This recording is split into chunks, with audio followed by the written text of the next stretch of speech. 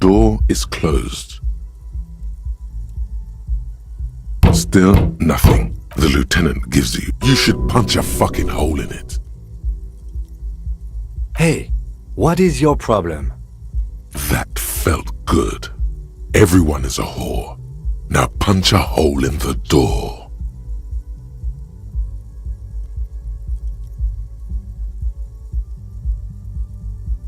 You slam your fist into the vinyl. It does not produce a hole. The door sits sturdily in the frame, and your fist hurts. This was all a very good, normal thing to do. Not to mention, great exercise. Stop that.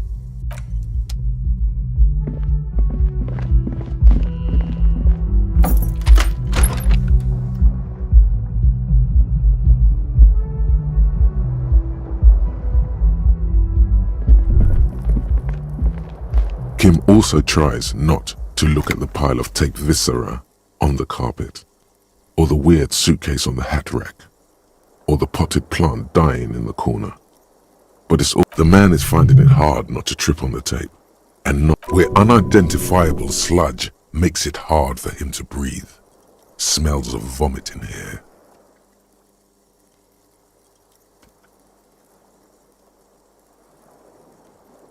And by that you mean crimes against humanity?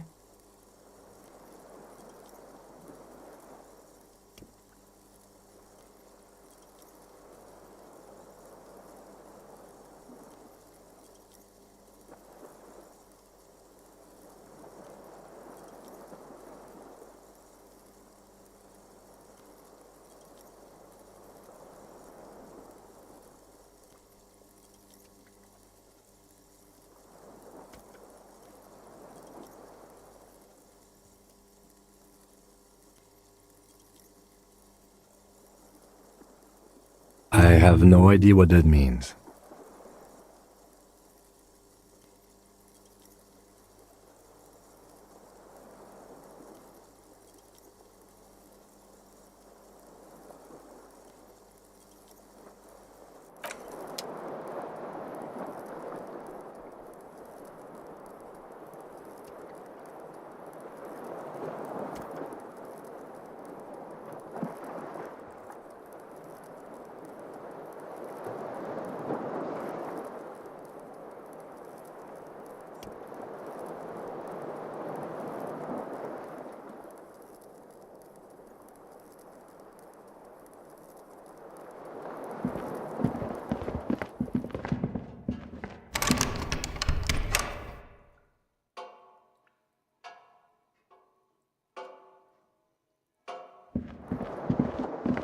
The bed is cold and not.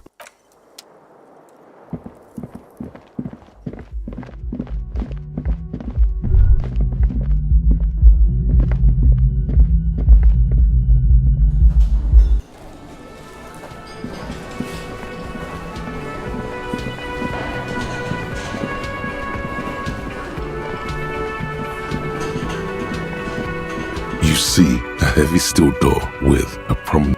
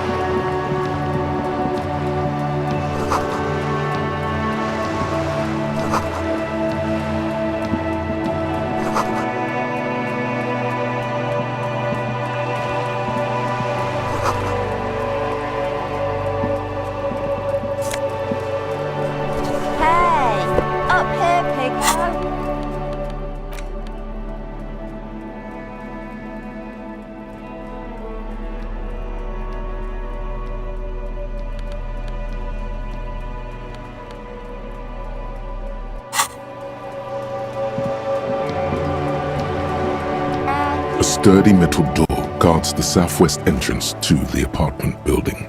It's locked. The door rattles against your knuckles, but there's no response. The door rattles again, but this time you hear an elderly woman's voice calling out from inside. Stop banging on the door! I'm not letting any more strangers inside. The police? Everyone knows the police don't come round here. No, I already told you. I won't be responsible for any more strangers getting into the building. Go check the backyard door. Maybe someone there will.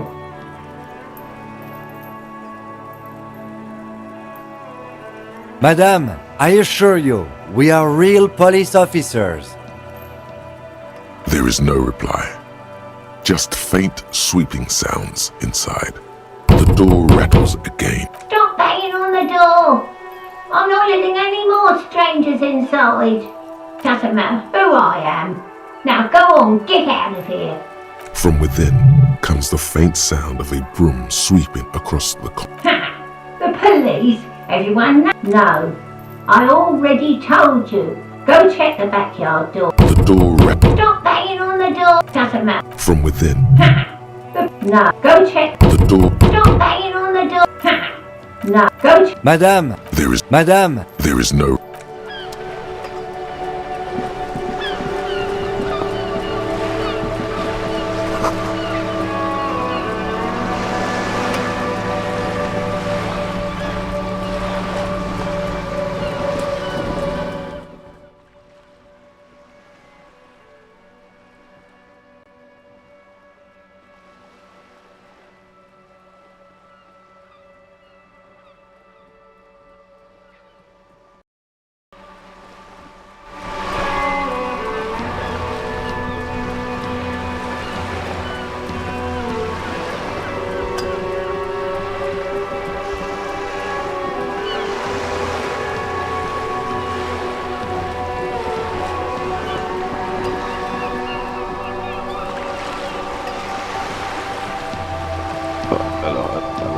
Hello. Now it's on.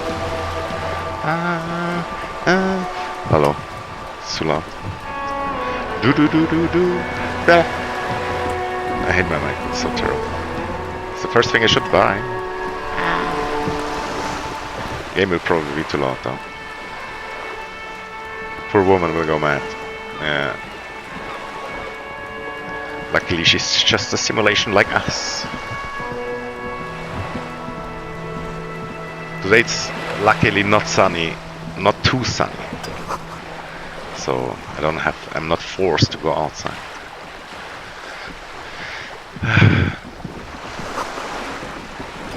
Yeah.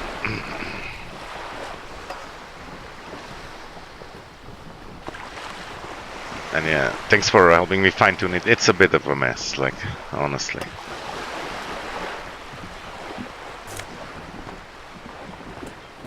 Too much fresh air. No. Although the cold air can actually fuck your lungs up if you're like overdoing it.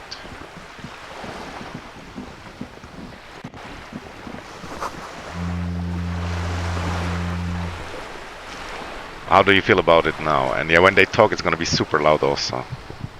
Let's check it out. A striking woman leans against the cabin top of her sailing boat, smiling as you approach. Her green raincoat glistens with droplets. A silk scarf is tied around her throat. Good evening, officers. I'm Joyce. Yeah, it's all about what you're used to. Like, if you go outside all the time, then it won't be a problem. Although, what is fresh air nowadays even? Depends on where you live. Like, even here, like, in the winter we have, like, this oil heating, and sometimes you get, like, a swath of, like, cancerous oil particles. And yeah, from a viewer perspective, I personally would like their voices in the game to be as loud as mine, which is kind of hard to get also. But yeah, just let me know if you want it slightly like this or like that. That would be nice. And yet, depending on where my mic is, like if I change the position slightly, it varies also. Joyce L. Messier. I represent the board of Wild Pines, the owners of the harbour. You gentlemen must be from the RCM. Yeah, going up on the mountain is technically, doesn't necessarily make the air more fresh, right? Or at least there's less oxygen. Which I always wonder, like, can that be bad for you in the long term, or like for your brain? Shouldn't we all live on the sea level? But yeah, I guess it's just kind of random what kind of winds there are, what direction. And I mean, even here in the Alps we get like Sahara dust, so it feels like you're just not safe anywhere. Always when I start streaming, then my mouth gets dry and I need a million drinks, and I gotta go pee also. And I'm standing on my inventory, breaking it. GG. BRB.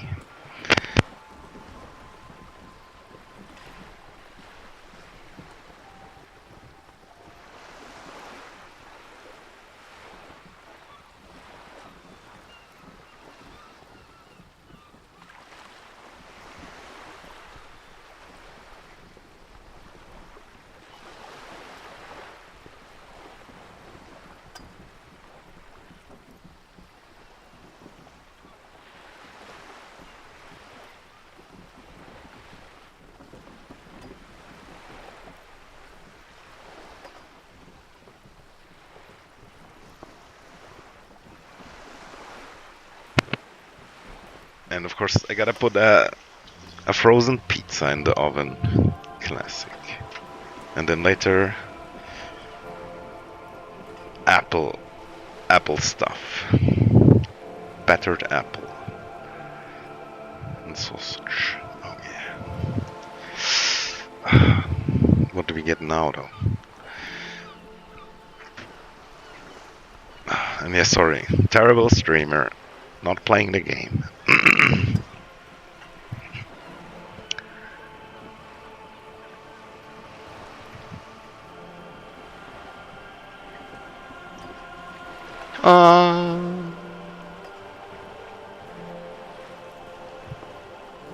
What does the L stand for? Are you a loser? Peyton, my maiden name. Yeah, I need like a shock collar, and then whenever I get up from my chair, like, you guys can shock me.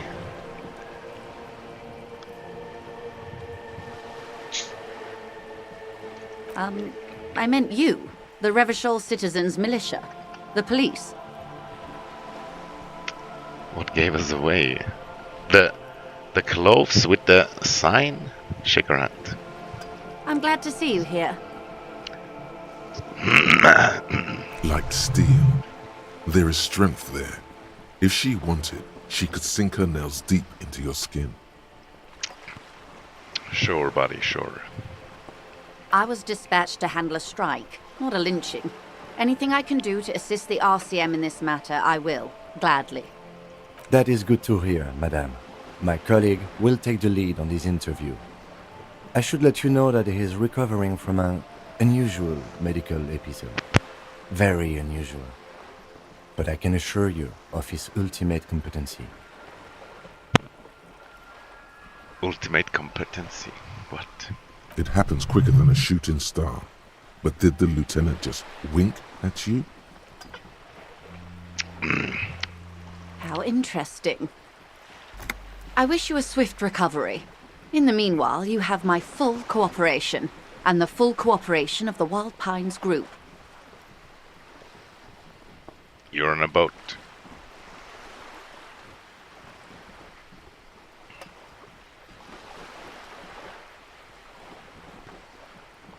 You seem rich, can I have some money? Quite a few things, I'm afraid. The information I'm to share with you includes sensitive trade secrets. For the sake of my employer, I have to ask for your names and badge numbers. Of course, ma'am. We should have introduced ourselves. I am Lieutenant Kitsuragi from Precinct 57. Fuck, I don't have my badge and I still don't know what my name is somehow. Even though earlier I thought they said it. And this is my colleague from Precinct 41. I'm afraid he doesn't have his badge at the moment. I hope mine will suffice. How curious. Why is that, Detective? Remember when my partner told you that I recently suffered from an unusual medical episode and I lost my vegetable? I see. So, are you saying you lost your badge during the course of this episode?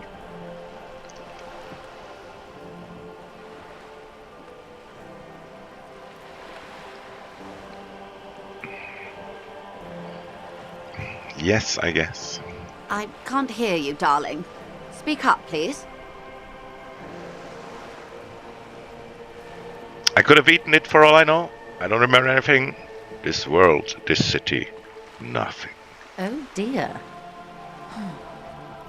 Some kind of encephalopathic amnesia. I don't even know how to respond. I do believe you, naive as that may sound. I simply can't imagine what you gain by faking such a condition.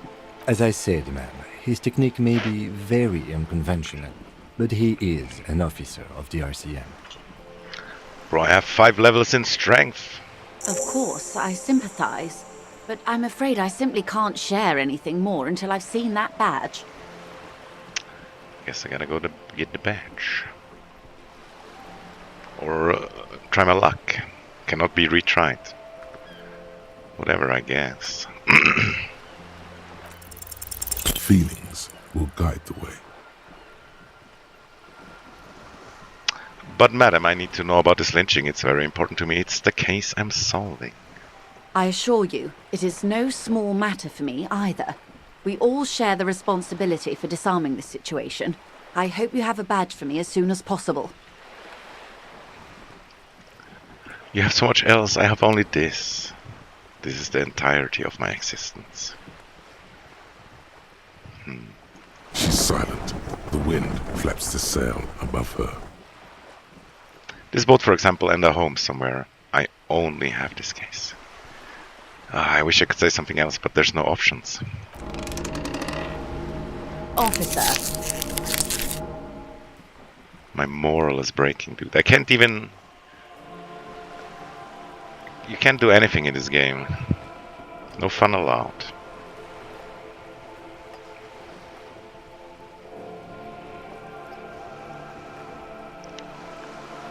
This case is what I will be known by. I don't remember anything. It's both stupid. Can I just abort? No, I can't. There's only this coast and this lynching. This case is what I will be known by. You know, I don't mean to sound cold, but if you want something, you have to give something back. More than just guilt. You're doing it. Despite your own best efforts, you're still getting in. Somehow. I'll be frank with you. If I'm going to break protocol, I need to be able to justify it to my superiors. They're going to want to see something tangible. Like what? The Union is conducting drug trade out of the harbour. It's an open secret in Martinez. Surely it must not come as a complete surprise to the RCM either. Perhaps it's time to look into it. Or you can find your badge, which honestly seems like a lost cause. Detective, a word in private before we continue.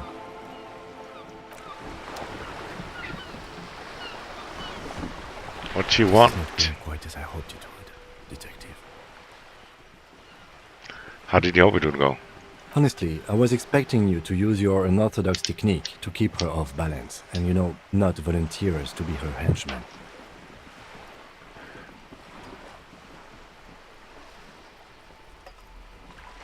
Also, we're henchmen now. This woman is running circles around us. She might have known about your misplaced badge all along, or she's simply an adept improviser. Either way, we've played straight into her hands.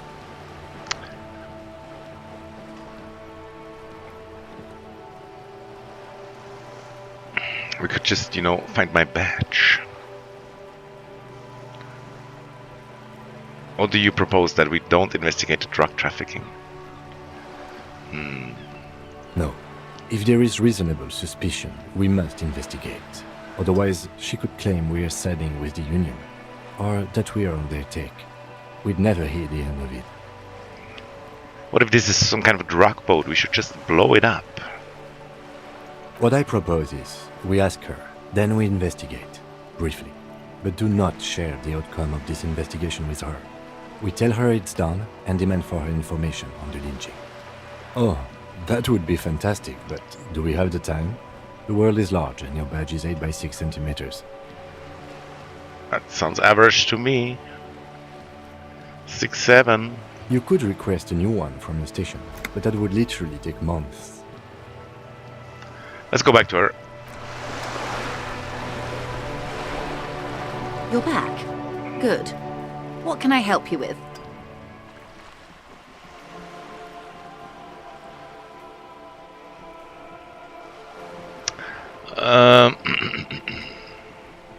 Okay, tell me about this alleged drug trafficking. It's quite straightforward. Someone is using Terminal B to smuggle raw ingredients from the Samar and Isola into Revachol with the Union's blessing. Wild Pines has suspected it for years. Ingredients for what, ma'am? Meth and dextroamphetamine, GBL, and various synthetic psychedelics. Honestly, it might be quicker to say what you can't make from the stuff. Shit, yeah, baby. It's the party pipeline. Why would you want to shut that down? Why are you trying to shut down the party pipeline?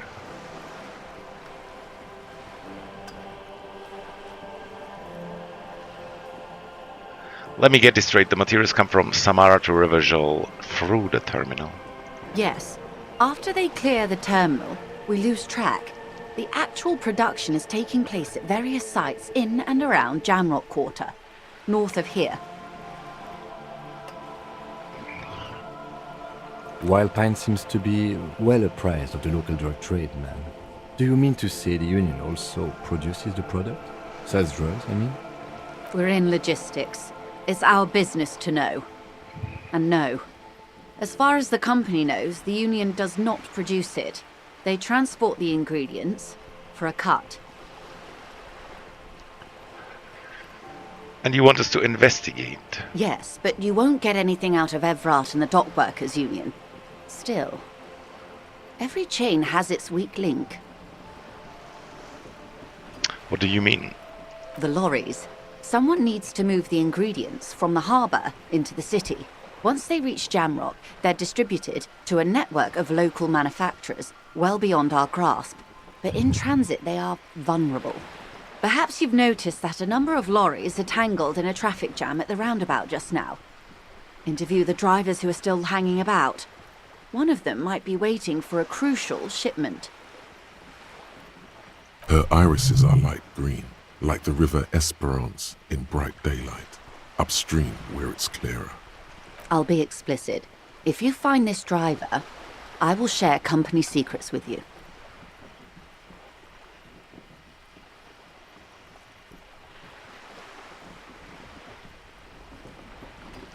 Why didn't you come to the earlier? I did.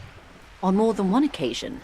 Apparently, there's some sort of inter-precinct disagreement about whose jurisdiction this area falls under. We know the company has launched its own probe into the Union's alleged involvement. We also know it's come up empty. It's not just the RCM. No one's been able to find any hard evidence. Well, here's your chance, officers. It's no coincidence the lorries are stranded there like that, is it? No. We asked East Motor Track to raise the drawbridge. The road company is a partner of one of our subsidiaries. However, this is a limited time opportunity. Once the complaint has been processed by the Trade Committee, they'll have no choice but to lower the drawbridge, and the operation will continue.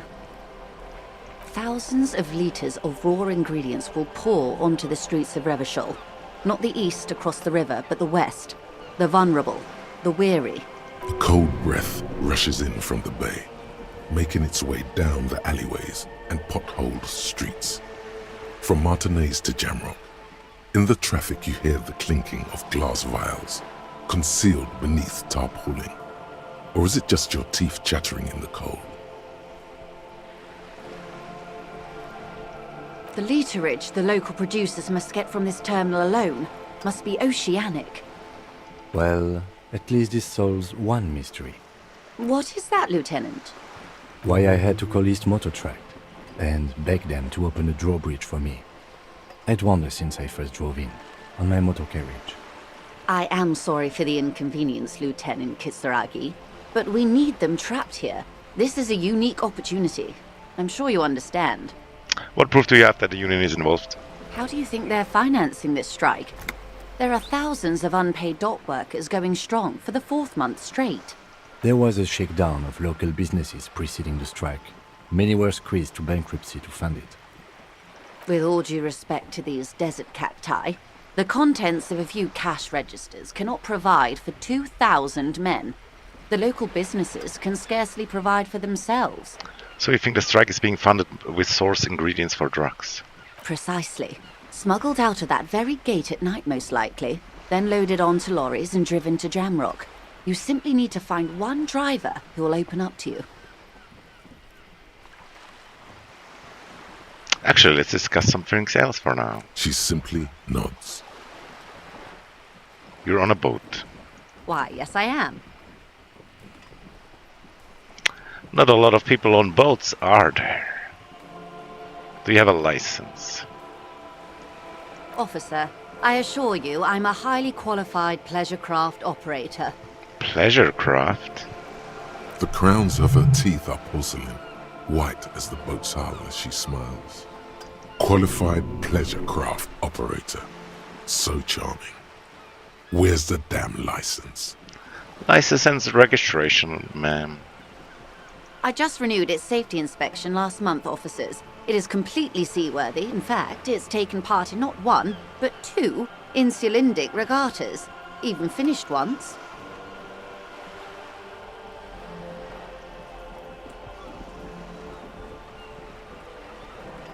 Still needs your license. Actually, you don't. What? Pretty sure I do. I police. What the fuck? The Wayfarer Act specifically denies the RCM the authority to demand anyone's operator license. It's a little known fact among us law officials. Kim, I almost got her. What?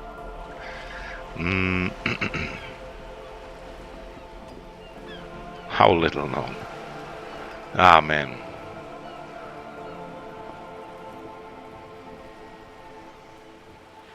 Makes sense, I guess. I mean, look at me. I was just being polite. Even school children know the Wayfarer Act. This is goddamn anarchy. No need to politicize this. You may still ask for the lady's passport. Okay, I want to see the passport. Of course. Look at it. The woman is silent, smiling while the waves lap against the hull. In your hand, under the plastic, a light blue passport saying, Republic of Vespa. The coat of arms has a lion and an ostrich. Seagent. Let's yoink it. The woman, born in the year 3 in the commune of Revachol, smiles at you.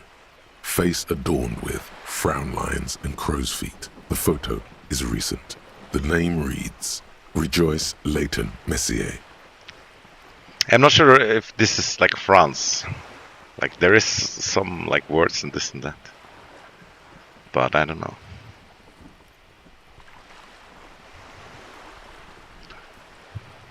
It's so random, like you don't know the time, don't know the place.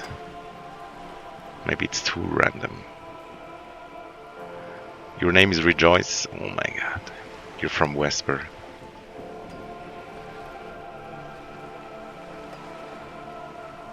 Yeah, let's analyze her parents, dude. Yes. But please don't call me that. But also not everybody's accent, right?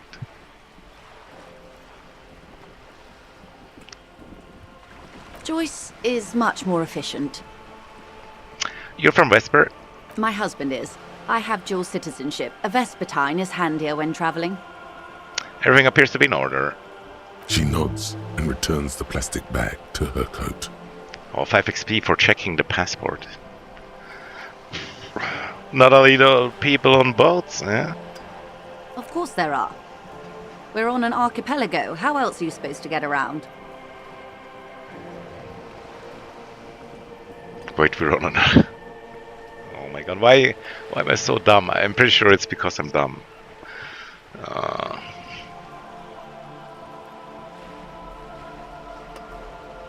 What even is an archipelago? Is it like an island? I don't even know, dude.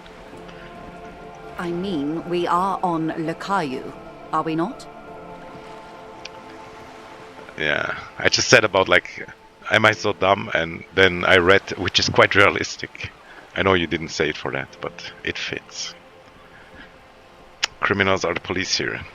It's like kind of weird also, like they have like this weird political system that we also don't really understand yet. And the police, it's like, it's not like a police that we know somehow. The way they explained it. Caillou? I thought we were in Revachol. Still haven't seen anybody sail a boat. I haven't seen anyone else drive a souped-up Capri Kenema motor carriage either. Actually, that motor carriage has been specially issued to serve as a patrol and pursuit vehicle. It's for crossing long distances in the greater Revachol industrial harbor. It's not a toy. Neither is this. A toy, I mean. It's a machine for crossing long distances in the Bay of Revachol, between the city and the islands. Does she have a name? The boat? No. It is called Cor de Leyte 19, because that's the type of sloop it is. Okay, but what kind of boat is it? It's a pleasure craft. A 19 pacer. It also happens to be rated for Category 1 racing. Though these days I mainly use it for business. How do you like it? My sloop? I like it a lot. It's the eel's hips, baby. What? I'm enjoying this part of the interview. It has so little to do with the murder we're investigating. Okay, Kim. You know, I don't need you to stand on the sidelines and shoot against your own brother. I think I have handled. Good. Tell me about White Pants. What do you do? What we do? I'm afraid I don't speak for Wild Pines as a whole. It's a giant undertaking. So what do they do? The Pines' core competency is logistics. Container shipping, freight, that sort of thing. See those airships there, blinking? Those are the shipping side of things. And that is the terminal. Another subdivision deals with energy, oil and gas exploration, offshore platforms. How much money does White Pines have? I'm not at liberty to discuss the company balance sheet, but I can tell you that last year, the company booked more than 20 billion real in revenue. A billion? I can't imagine a billion. What exactly is a billion? Oh my god.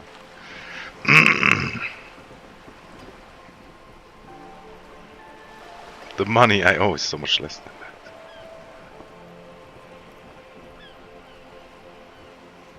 But yeah, can you even really imagine a billion also, to be honest? What exactly is a billion? Oh, I can't say that, I'm gonna lose moral or something. Wow. 20 billion is a large number, but the conglomerate employs 72,000 people. They all need to be paid. Then there are capital improvements, interest payments. However, if it's a slob, she grabs the mainstay for balance. A conglomerate the size of the Wild Pines is like a shark. If it stops moving, it will die. Then what becomes of those 72,000 families? It's a Damn. tremendous responsibility. I never thought about it like that, but it is kinda true. Those huge conglomerates, they have to keep going.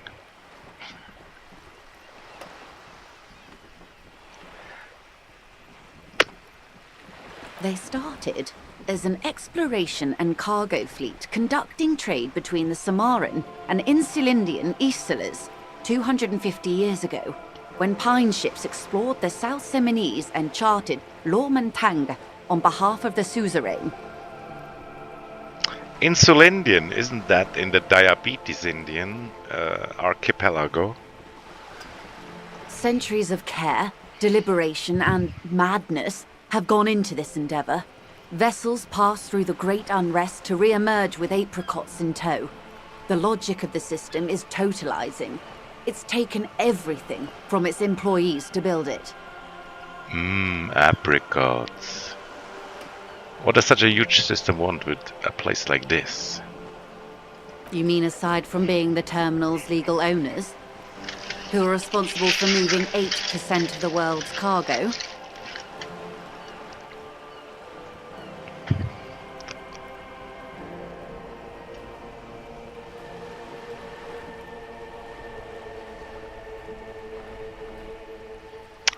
%. That's quite an endeavor indeed. There are no minor cogs in the system. Each terminal must be accounted for, lest the entire system break. Every hiccup in such a system means thousands lose their jobs, the world over. I'm here to assure that doesn't happen. Did she say that already?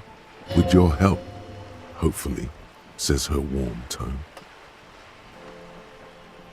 What can you tell me about this strike? Everything. Right up to, but not including, trade secrets. Wait, what if I want to hear about the trade secrets? We talked about this already. Why does all speeches lead the same way? What is your role in this? I believe the official title is Senior Labor Negotiator. In practice, I'm a grocery clerk. I relay the union's demands to Wild Pines and return with Wild Pines' counteroffer. Wild Pines. Da-da-da-da. I'm putting the pizza in the oven. You make everything. Ah, damn, what should we get? Cheese pizza?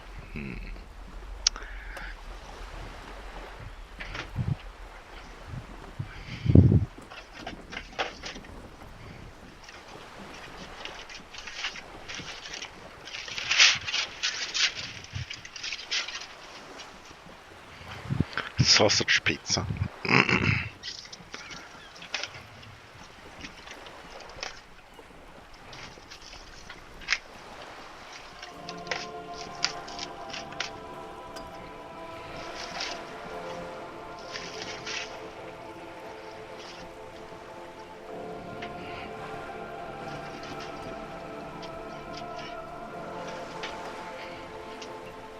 This pizza looks kind of funny.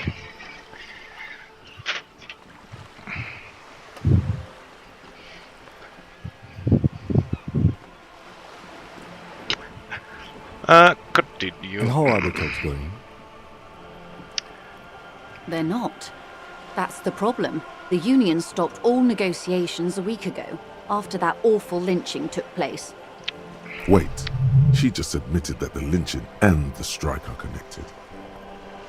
Now they won't even let me into the harbour.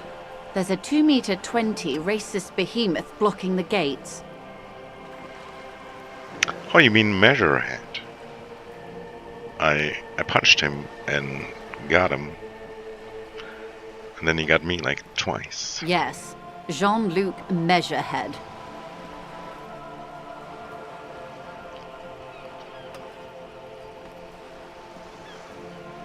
So strikes connected.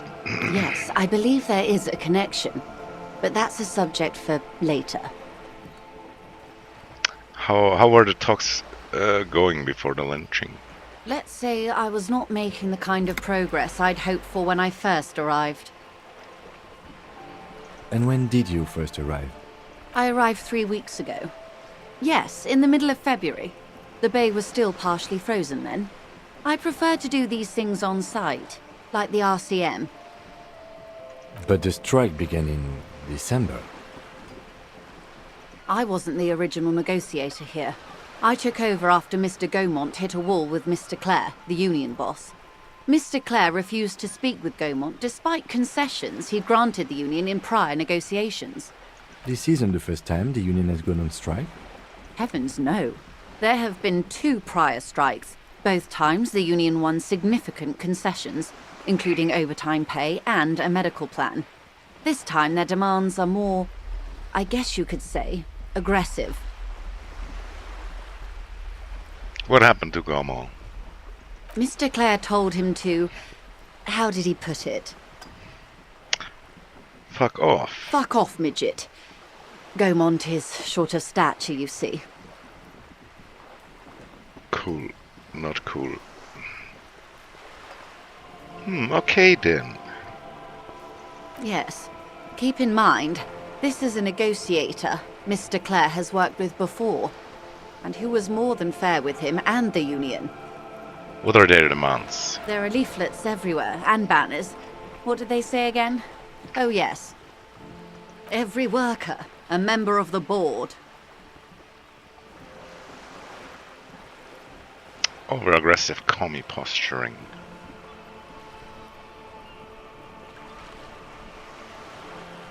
In its defense, another said, demand democracy. Pretty tame stuff compared to every worker, a member of the board. What does that even mean? It's quite simple, you see. Every time the Wild Pines Group makes a decision about what, about anything really, it needs the signature of each of the 2,200 workers in its Martinez terminal. It's unbelievable. Just so you understand, this is but one of 22 terminals owned by Wild Pines. Essentially, not only are they kings of the company, they are also kings of the 72,000 employees of Wild Pines Group. The workers can't be king. The king is the king.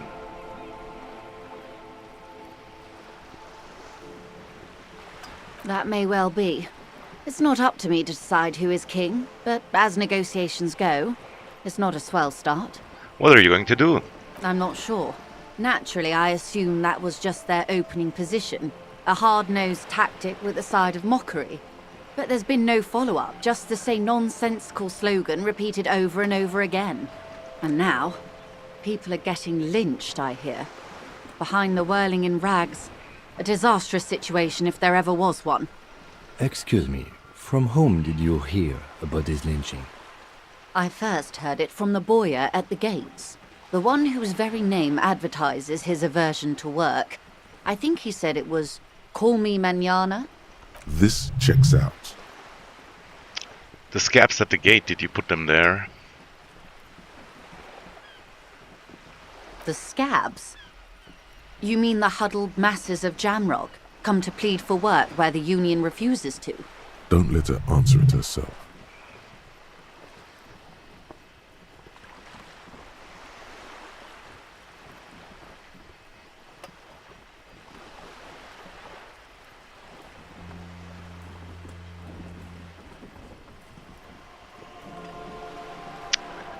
Not sure what I should say. Let's call them strike breakers. You put them there, right? If these strike breakers were organized by Wild Pines or its affiliates, then it would be a company secret. I could not share it with you. Not yet, at least. Tell me about his union boss, Mr. Clare. Everard Clare is a man of the utmost integrity. If you can say one thing about him, it's that he always puts the interests of the workers first. Really? Of course not. Everard is fantastically corrupt. I imagine he has a thick, viscous goo where you and I have blood. If you were to prick it with something sharp, you could see it oozing out. A knife, maybe? No, a rapier.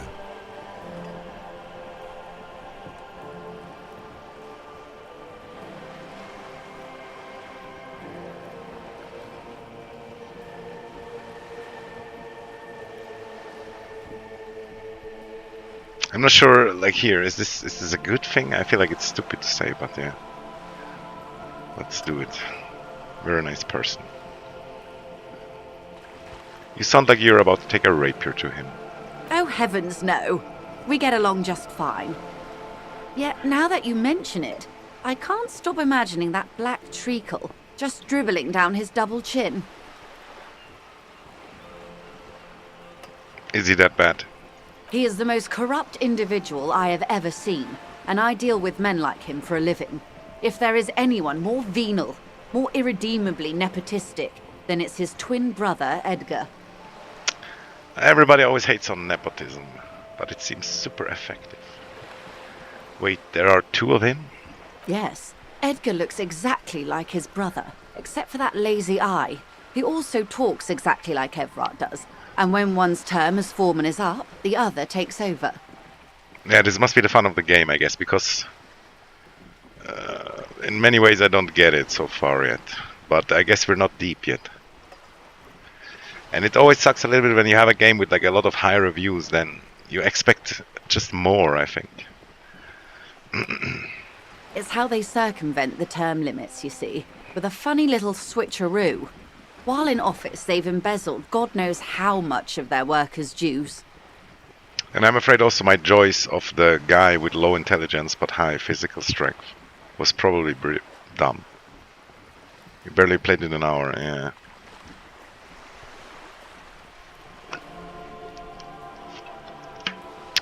I ain't gonna keep playing it, I think, because I just don't know what else to play also, to be honest. And it's definitely chill, at least.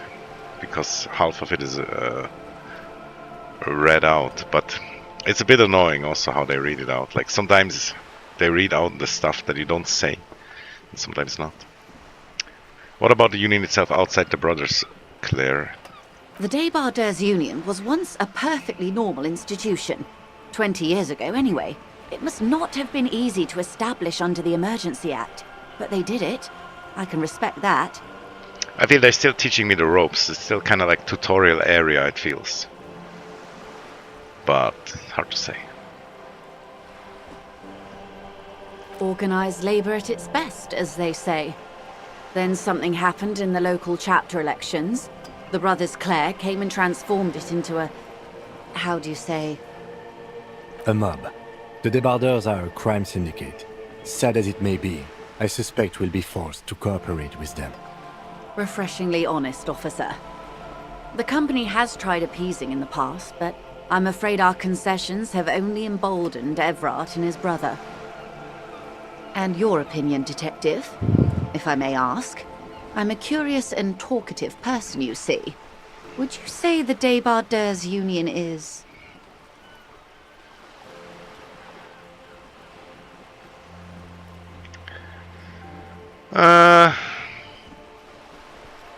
Basically a socialist. Thank you for being candid. Sadly, Wild Pines have cooperated with what amounts to a crime syndicate for 2 decades. However much you feed the wolf always hungers.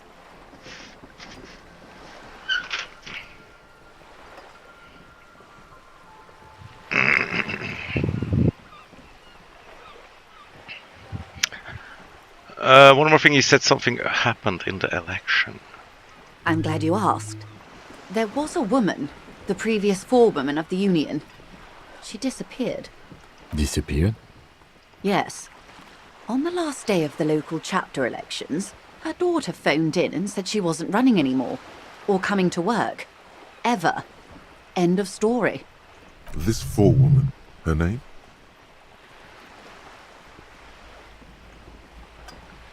Sadly, the company records do not even give a name. She's just forewoman in private correspondence, Holly. I don't even know if it's a sir or given name, and I don't have access to the Union's files. Some kind of extortion, probably. Indeed.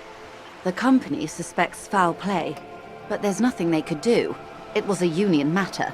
The point of the presentation is, these kinds of things happen around the Clares. Watch out when you're dealing with him. Thank you for your concern, ma'am. We'll be just fine. That's all I need here. Let's change the topic. Of course. How else can I help?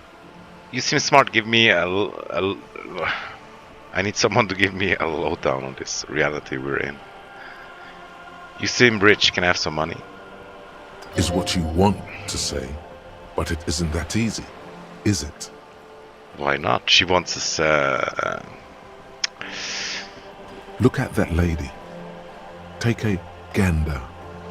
Squint your eyes, bub. What lustrous hair. A well-kempt, yet tastefully short bob of dark hair. Despite the first hints of grey, she's elected to keep it au naturel, shaped into a permanent wave. Late 40s style. Definitely MILF material. Positively statuesque. while dull orange pearls hang from her earlobes, red from the cold. Her light green eyes scan you, full of knowledge and worry. Wealth and all its possibilities. Yeah, so? Now look at you. You misery-clad simian. Barely able to tie your own laces. Your armpits are lakes. A scythe of booze precedes you. Your hair sticks to your forehead and your underwear feels uncomfortable. Lol. I see something that you don't see, and it's brown. You're poor. Poor as balls. You can't ask this person for money. You're too... What is this feeling? I've never felt it before.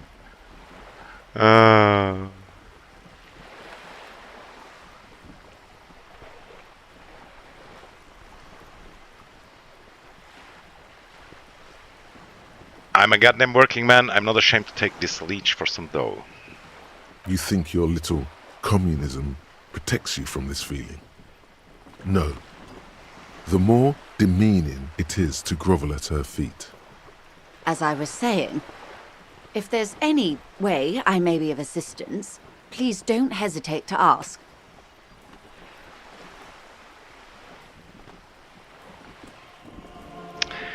You seem smart. I need someone to give me the lowdown on reality we're in. I might die from moral damage or something. This reality.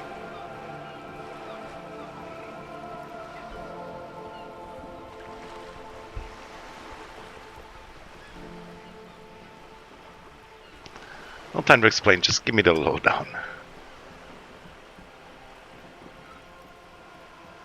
Or maybe let's say number 1. Ah, yes, the episode. Sounds like an acute case of encephalopathy now that I think of it.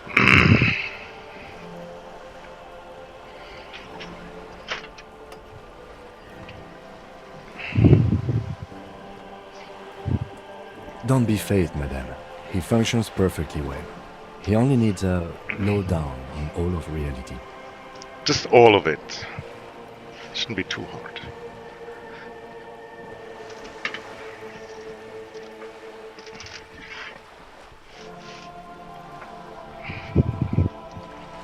Bro, this is the most sad pizza ever.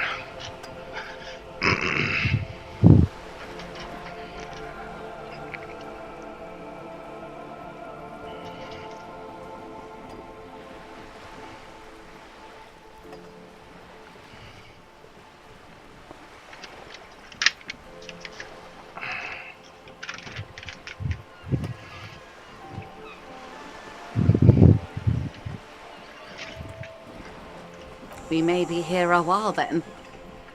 Ask away, officer. I'll help however I can. All right, we're in. I know these all look good, but begin with the first, okay? Where are we? Oh my god, why? I know we're in Refugio. Why am I even asking? We're in Martinez, baby. Baby? A casual term of endearment popular among the 50-plus crowd. It's a disco holdover, pay it no heed. I'm a disco holdover myself. Aren't we all? What is Martinez? Martinez is a district of Revachol.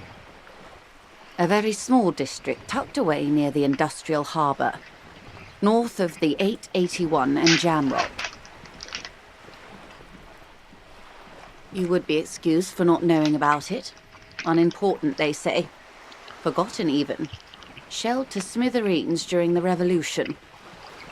It has its charms, just not this time of year. Tell me more about Martinez. I'm not a good ambassador. I've only been here once before, as a teenager. Not a lot has changed. There are ruins, a terminal, fishing boats, reeds, boys with boxy shoulders. This place used to be a province, a workers' resort before the city swallowed it and the artillery did its work. The reeds are the real star of the show here now. The further down the coast, the wilder it gets.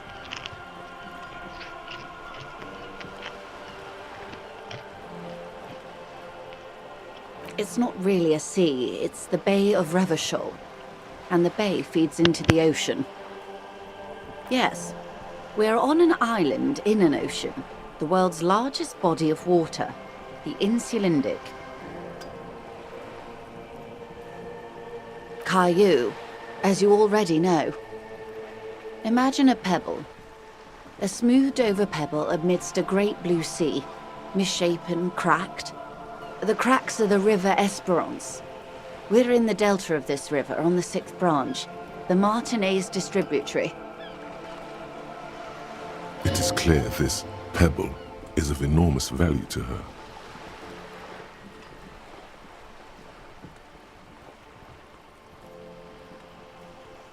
Revachol? Revachol is what you call a city. The great kind. History detective. They built this city to resolve history. Our part in it, at least. Our centuries.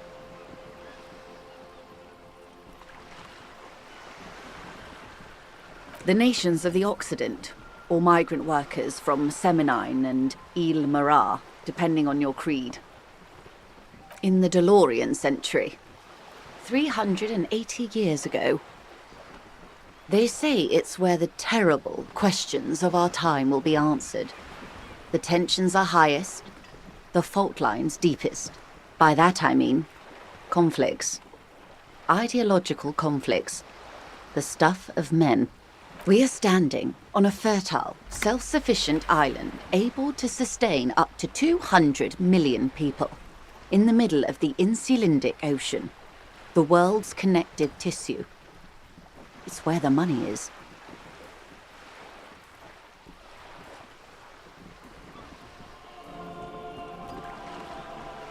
Oh, we're quite a way off. About... A sparkle of lights on the horizon, like evening stars above the curvature of the planet.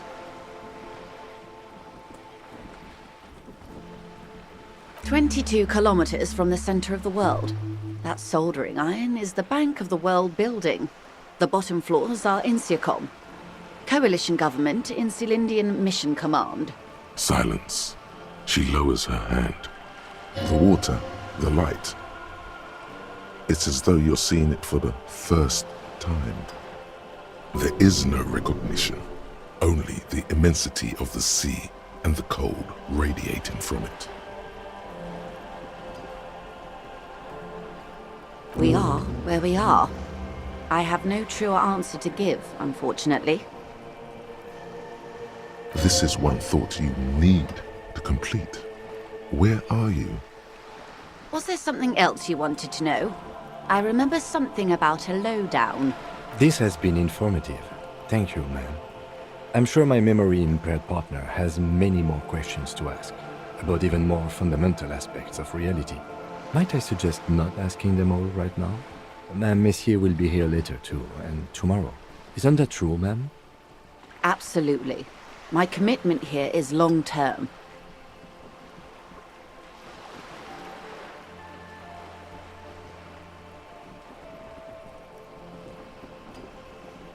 That is understandable, but perhaps it's better not to eat all your candy at once. Indeed. I'm always at your service. These are unimportant times, Detective. You and I were born after the dust had settled. 1,000th of a second too late. For the big time. The smile of a predator. No doubt what she's got in mind.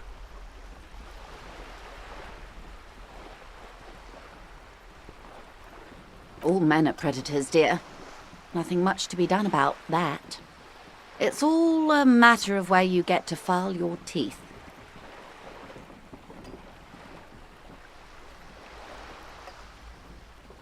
The revolution.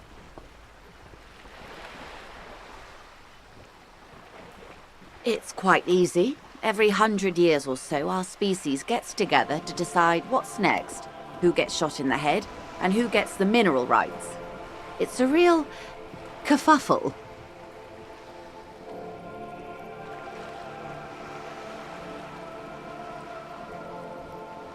Those would be the communists. Generally speaking, 40 million people got shot in the head during the World Revolution. But the communists, they all got shot in the head. Oh, and the anarchists too. They shot them well.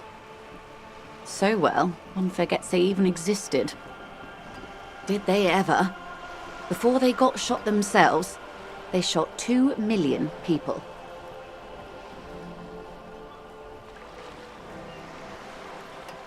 Yeah, it was a kerfuffle, all right.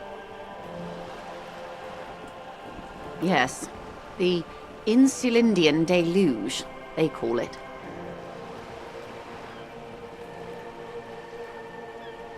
Oh, lots of people.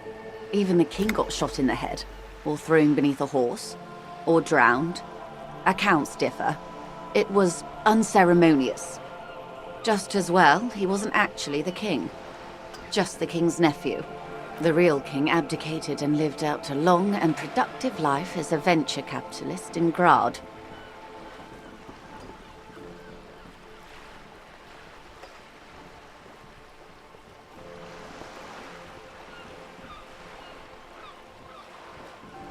Yes, King Guillaume had a nose for bad PR. He ran before it. What is the expression? Went down?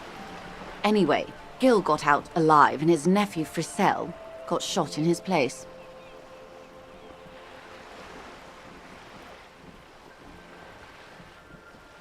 Him and tens of thousands of his wonderfully fascist kingsmen. It was a wild time.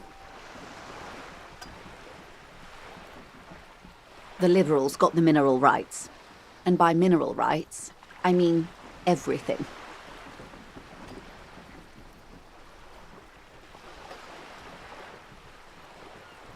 Liberals are usually middle-class people, Detective, or the remaining gentry, the beneficiaries of the pre-revolutionary arrangement. Some were rich enough to stay with the Constitution, with monarchy.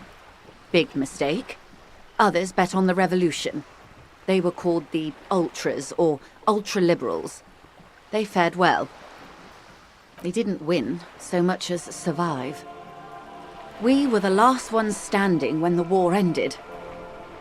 Everyone else got shot in the head, remember? To foreign intervention, the coalition. Those people really took the mineral rights.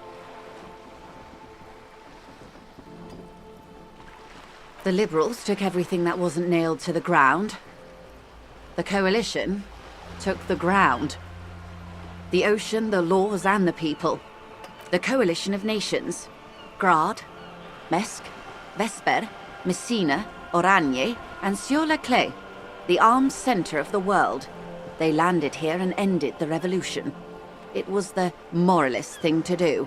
The moralists believe in keeping everything exactly the way it is. They believe in mineral rights, and not shooting people in the head. At least not in the same manner and volume as the others do. They are the long-standing provisional rulers of Revachol now, the coalition government. The rulers of Revachol, and also the world. These guys are strong. This is their zone of control. They embolden the RCM with crumbs of the same law they took. Technically speaking, you are a moralist.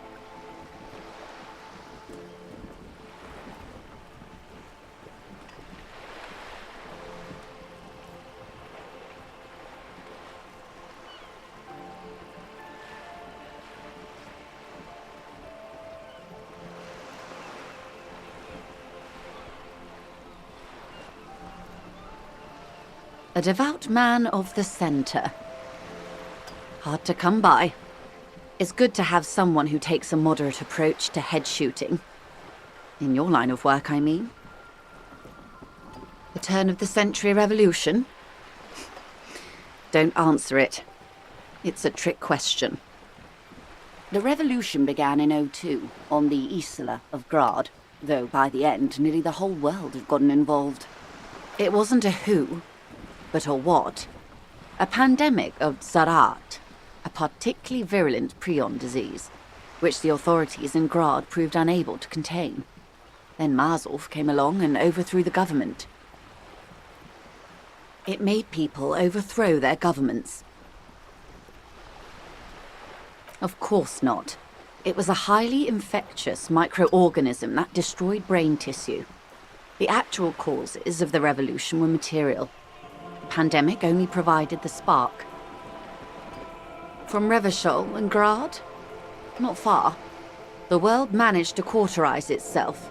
Marzolf's government was overthrown in 08, and the coalition crushed the Revachol commune 2 years later. It was the end. Why? You and I, officer. Our lives in the zone of control. A city-state divided into free market zones under the everlasting interregnum of the Coalition of Nations, and you, of course, the citizens' militia.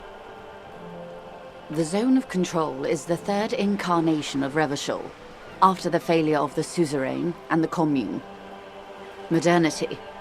They developed the marvels of the inter-eastlery communication, telematic milieus, radiation, colored plastics. Meanwhile, in Revachol West, the aftermath continues for the 5th decade.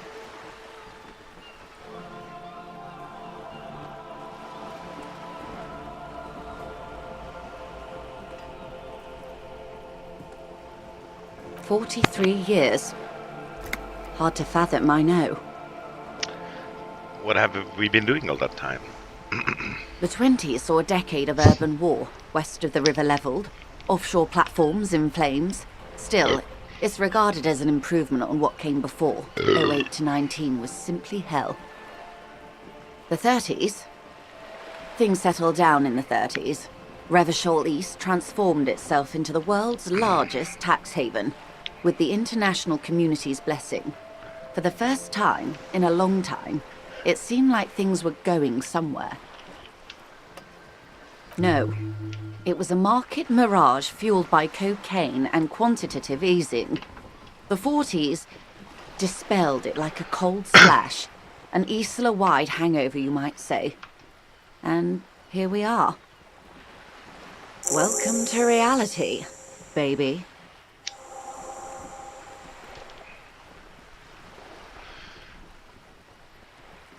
What would you have done differently? Fuck. He said we shouldn't ask everything, but yeah. I can't stop. Good question.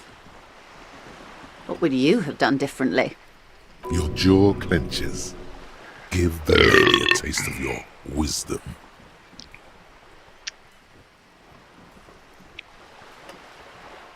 What does Half-Light even mean?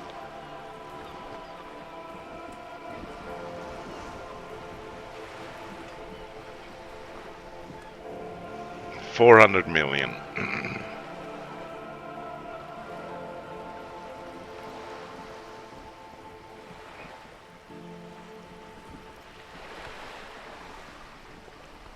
I asked you.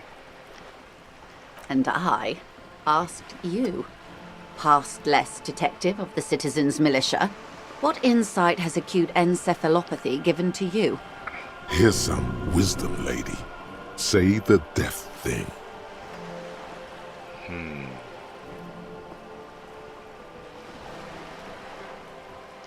400 million, let's go. The cold runs down your spine as you say the words, like a small electric charge that seeks grounding. I see. 1/10 of humanity. The key of history is in the lock. Keep turning at any cost.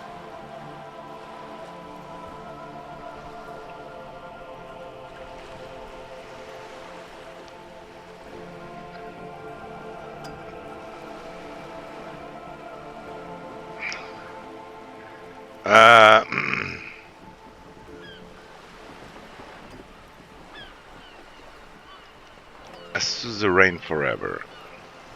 It's all stupid, but yeah. I don't even know. Until it's all mine. Let's go for that one. The wind stops, and for a moment, there's silence. The cold dissipates into your parietal lobe, like a dissolved bullet. All is quiet on the Martinez Inlet.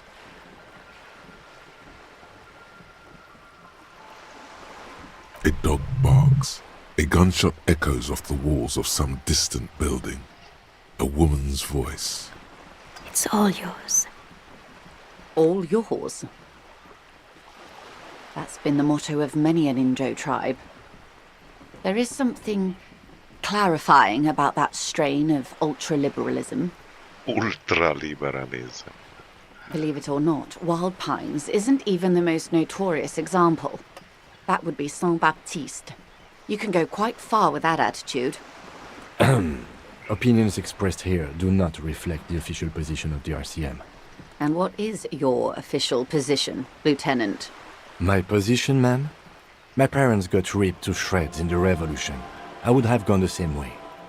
I was saved by being 2 years old. That's my position. The abattoir.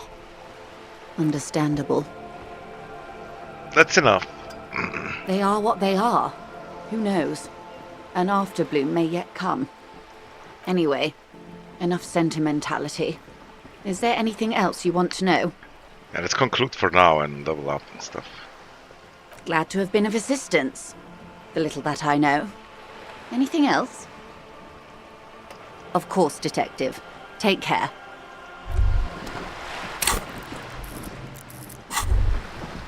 Wow, you work hard. Oh, yes, you hustle. You're a provider. It's tough out there, but you keep it real and provide. Oh yeah, like a horse, a workhorse, for hard work. Look at yourself. You're a human pedometer. You must have walked 200,000 steps down cracked asphalt, mosaic, sand, and linoleum after you re-emerged. That is the sign of a hustler who never gives up. The world is harsh and people are evil. You didn't make it that way, and you won't let it break you. You ride. I'm a hustler, baby. I just want you to know.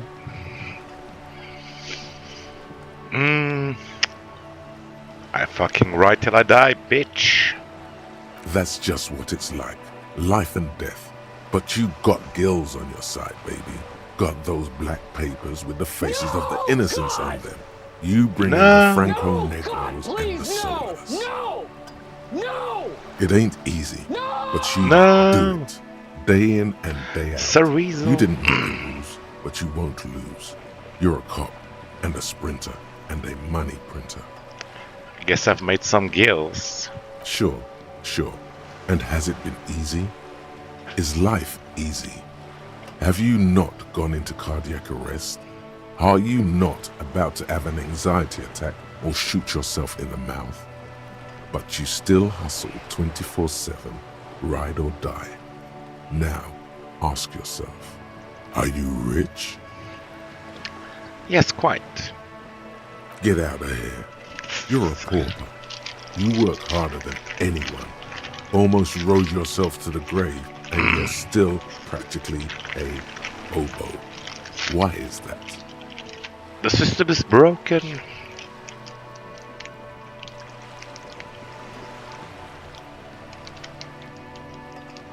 Fucking taxes. Boo-hoo. The system is broken. The establishment is keeping me down. That's not the fuck yeah attitude you're used to. What is this? Why are you so poor?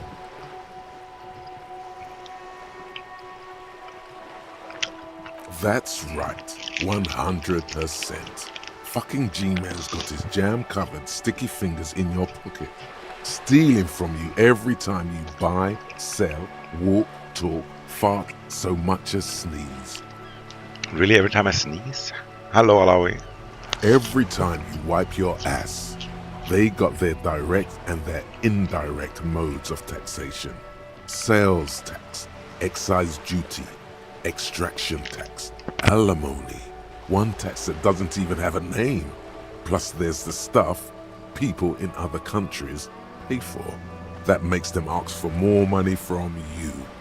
Here, total tax duties add up to 98% of all your money.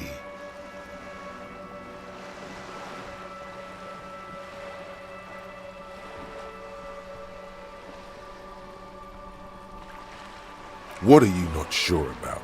They're milking your nipples till they bleed. Can't you see? Aren't you sick and tired of having bloody nipples?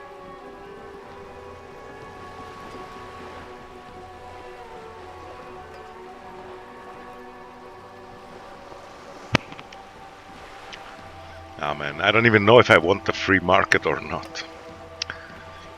I'm so confused. I wanted to go for a racist playthrough, but it's kind of hard to know. And yeah.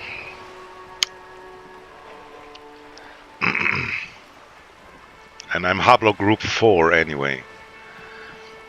That's not good, allegedly.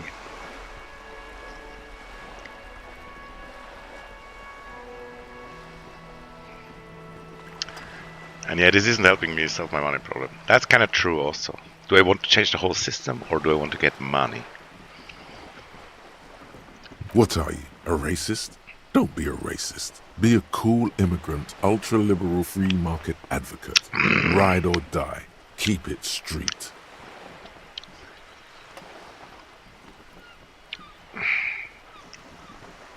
How is liberal different from racist also? I'm so confused.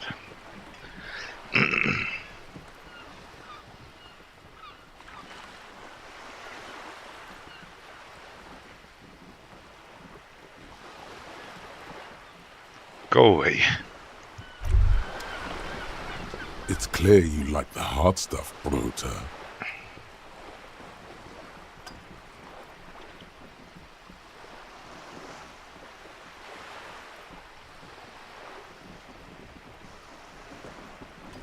Evening falls.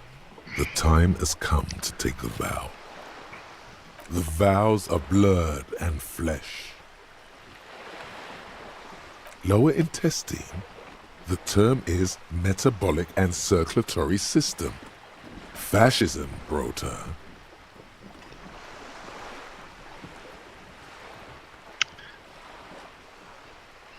Okay. You're going to keep your views, right? Keep your views, Brota. Revacholian nation. For the nation, smart. Best not to mention the woman issue too often. People are not ready.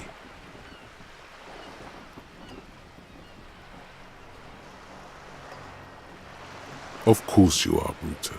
Of course.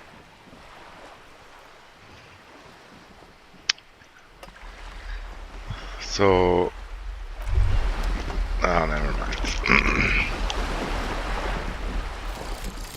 The precarious world. Bro, why is so much happening, dude? I still didn't level up. How not to lose? It is impossible not to. The world is balanced on the edge of a knife. It's a game of frayed nerves. You're pushed on by numbers and punitive measures. Pain, rejection, and unpaid bills. You can either play, or you can crawl under a boat and waste away. Turn into salt, or a flock of seagulls. Your enemies would love that. Or you can fight. The only way to load the dice is to keep on fighting.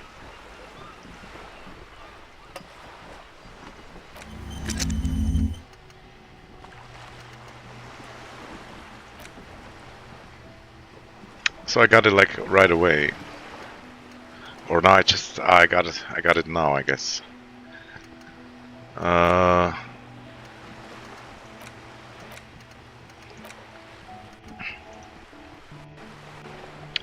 Skill point. Why is it all so complicated? I feel like putting skill points in here makes more sense.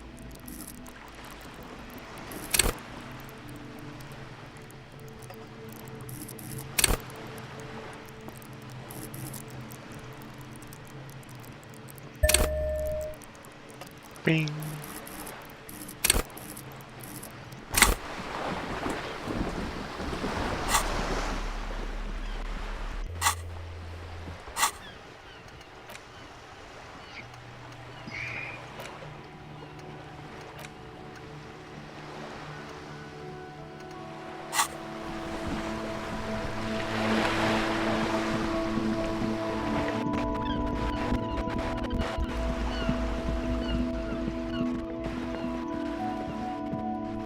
The streets will flow red once more, a great torrent rushing down Rue de Esperance. You wait and see. The streets will not flow red with anything. Who are you? I'm Cindy the fucking Skull. What else do you want to know? Date of birth, blood type, the last time I was tested for Hep C.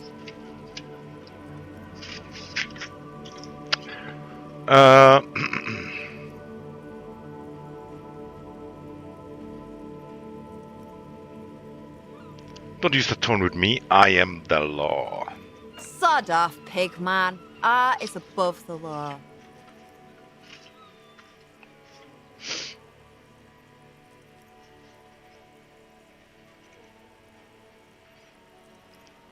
You keep off looking to the side. What are you looking at? No, actually, do you know anything about the recent murder? I ain't no snitch, pigstein. Oh, Go clip. forth and forage in someone else's shit. No shortage of squealers in these parts. Thanks for the clip. It shows me in chat. That's kind of interesting.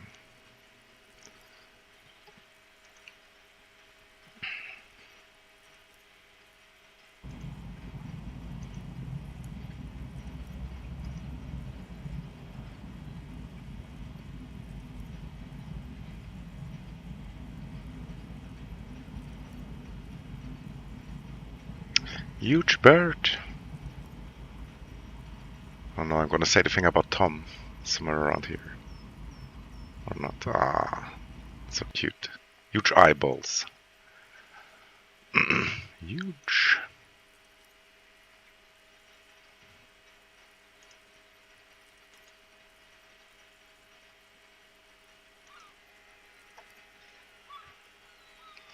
There's Bigstein. Actually, there is a shortage of people who talk to us in a normal, calm, informative manner. We weren't put on this earth to make your life pleasant, fucko. You keep off looking to the side. What are you looking at? The lieutenant is desperately searching for another handkerchief.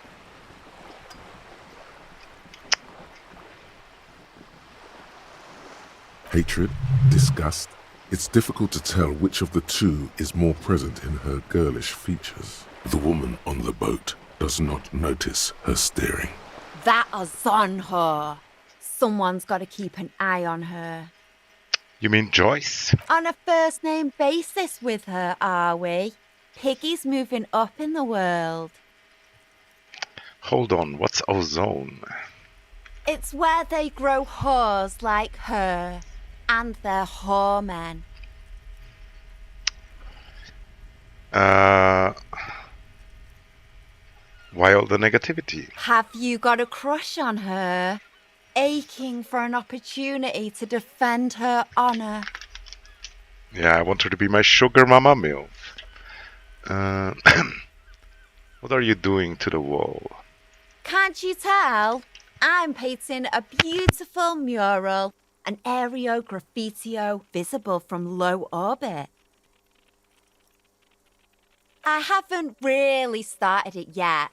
I'm waiting for the right words.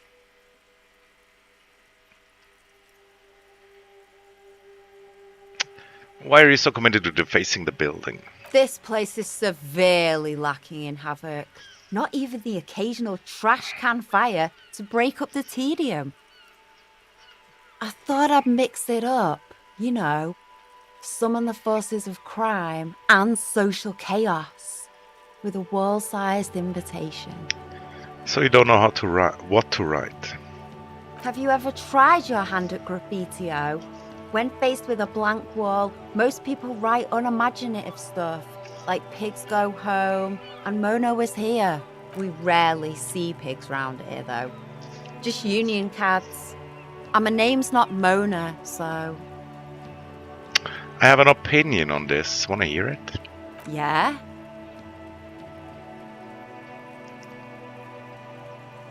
I'm gonna have to stop you. This is hooliganism.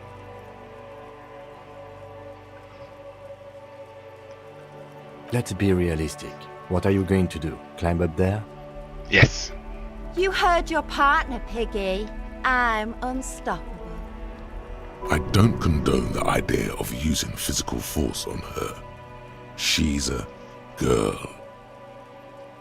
Why does she have a woman's voice then? Catch you later, Cindy. Watch your back, Ungulate. You've got eyes on you.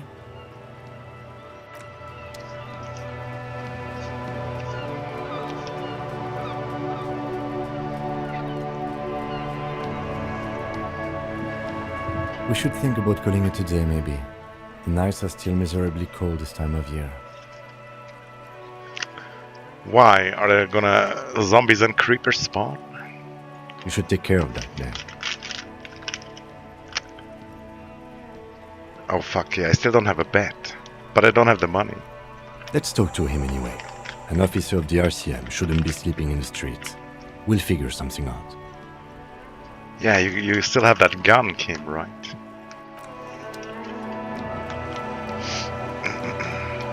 Another clip, let's go.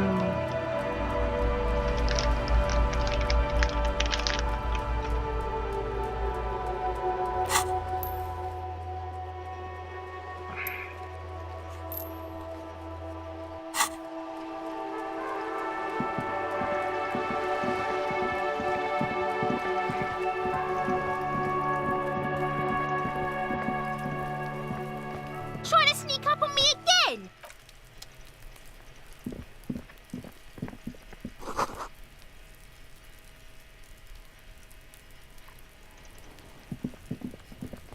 There must be another way into the building. Whoa, he set that right into my left ear, dude.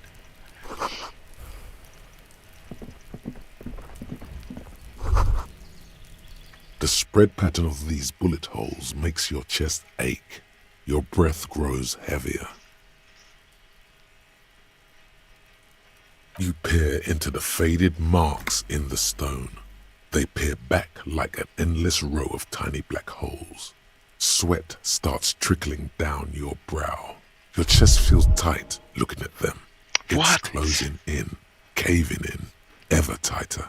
Your It makes- breathing grows even heavier. Makes no sense, except maybe I was involved here and I just kind of don't remember or something. You okay there? How can I lose health from bullet holes? Ha! Yeah, I'm fine. You were looking pale there for a second. What are you looking at? What's with all these bullet holes? I've seen a lot of them around. Oh, I pressed 3 instead of 2.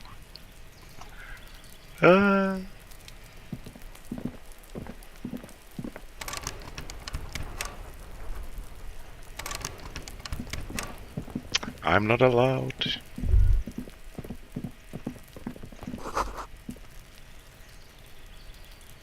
The smoker, yeah. Where is he? Yo! You see a young man on a balcony nursing a cigarette. His Provided- eyes have been following you for a while. Whether do I think he's gay right away? Holy shit. Not looking for any trouble, officer. Why are you whispering?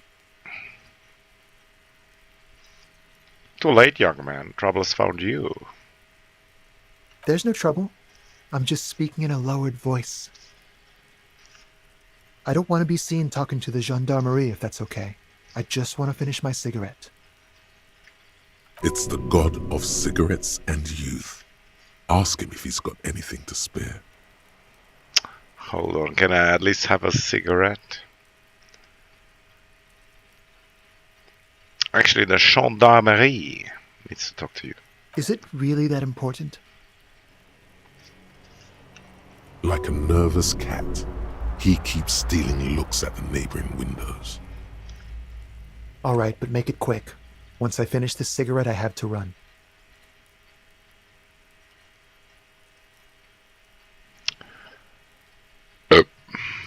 Tell me your name.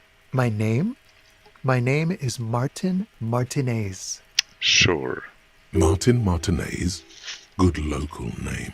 Let's go with that. Looks like you got a good view. Did you see anything about the hanging? My name? Oh, My fuck. name is... Martin Martinet. I'd even go so far as to say that the view is a little too good, my dear gendarme. Do you have an estimate of when the body will be taken away? We will remove the body as soon as possible. Now tell us, where were you last Sunday? Oh. You already asked me that, didn't you?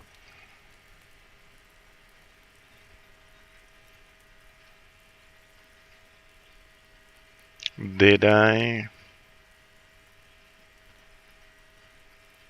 No, not you. Some more muscular type. What? And when did you speak to this more muscular gentleman? Last week? I don't know. Look.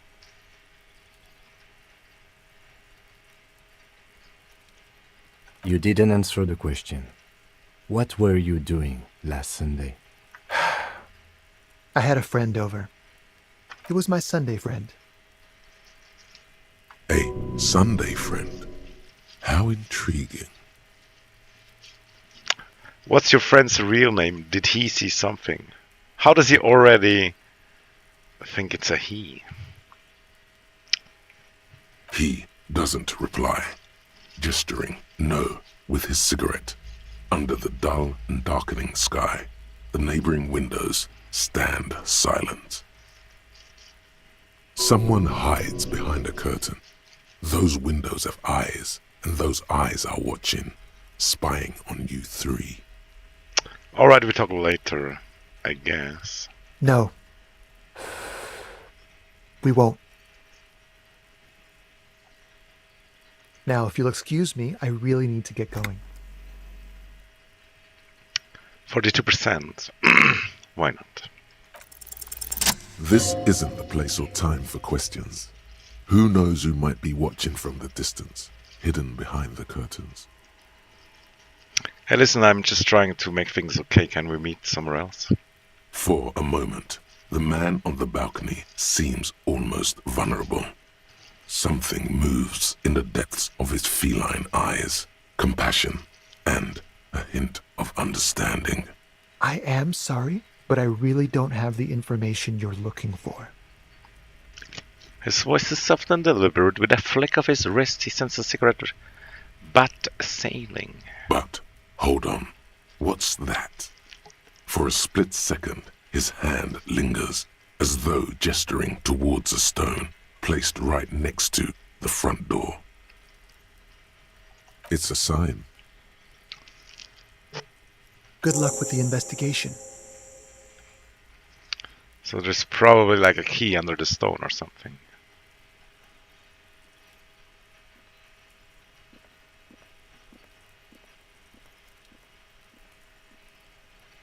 He's gone. We should run after him, see where he went. No point in running. Tenements like these often have multiple exits. If he doesn't want to talk to us, then he'll know how to hide himself. You're right. He probably didn't have anything important to say anyway. I don't know. Let's say so we just give up. He could be a witness. Him or his Sunday friend. Either way, we need to look into that muscular type who's asking about our case. He did leave us a sign. Did you see that? He wanted to draw our attention to that stone right over there. If we find a way inside the building, we can ask around for his apartment. Great, let's do that. A stone, like there's a key beneath it, rusty from the dirt. This must be for the front door. Pity doesn't have the apartment number on it. This building has many apartments and the man can be in any of them. How are we gonna find the right one? We'll just have to go in and see.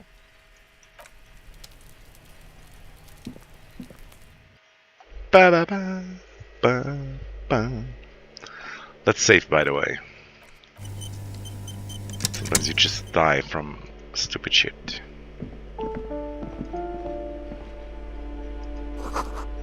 And yeah, we should maybe go sleep, but I don't know. Probably okay for now.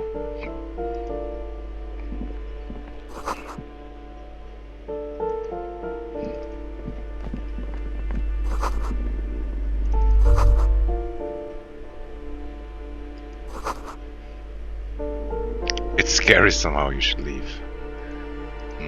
Really?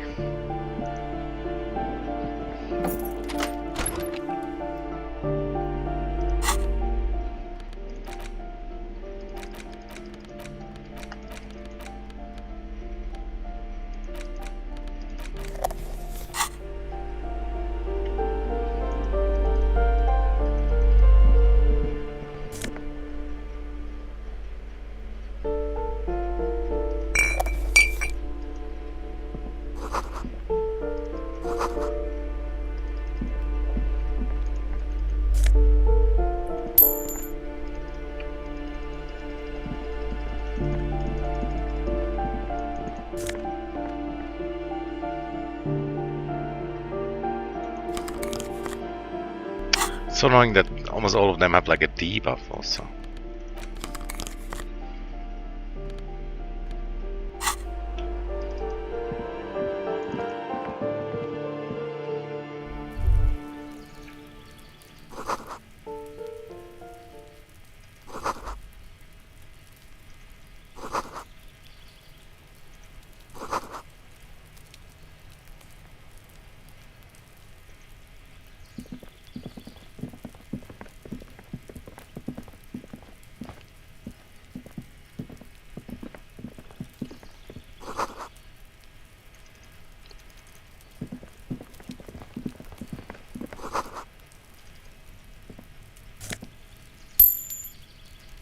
Huge money.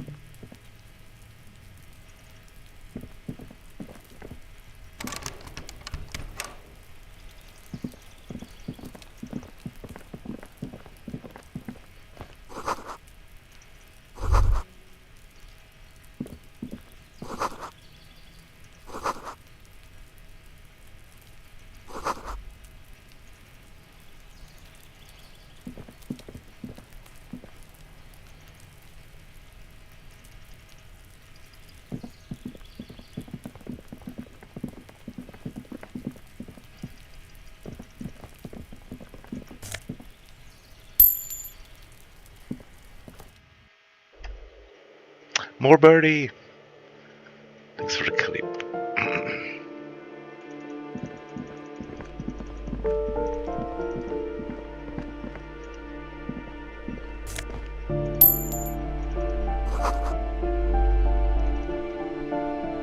This door has been closed with a padlock. A chalk-drawn number on the board says number 11. Like if there's a padlock outside, why would we knock? Who could be in there? Makes no sense. No reply. It's a solid lump of metal, but the shackle is deeply corroded. A solid pair of chain cutters would make short work of it. Better Nice. whip out those cutters. You won't get very far otherwise.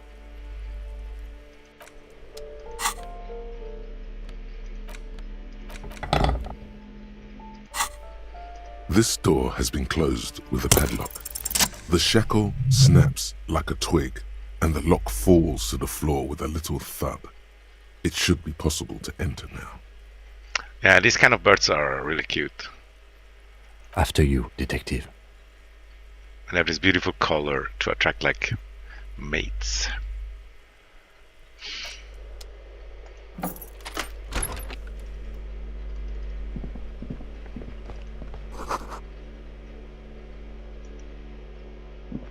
A plaster cast bust depicts a middle-aged man with impressive sideburns. The name on the plinth reads Kraz Marzov. He's known as the father of scientific communism, also known as Mazovianism. His theories about economic history greatly influenced, some would even say sparked, the anti-centennial revolution. Why does his tenant have a bust? Was a sexual deviant, a zoophile probably. Maybe. The lieutenant raises a brow. That's right. Filthy. Thank you for sharing this wonderful opinion on human sexuality. There aren't many communists around, not after the revolution. Some youth still keep the ideology going, it seems. The White Star, the photos on the wall, I think we have broken into the apartment of a young communard. How fitting.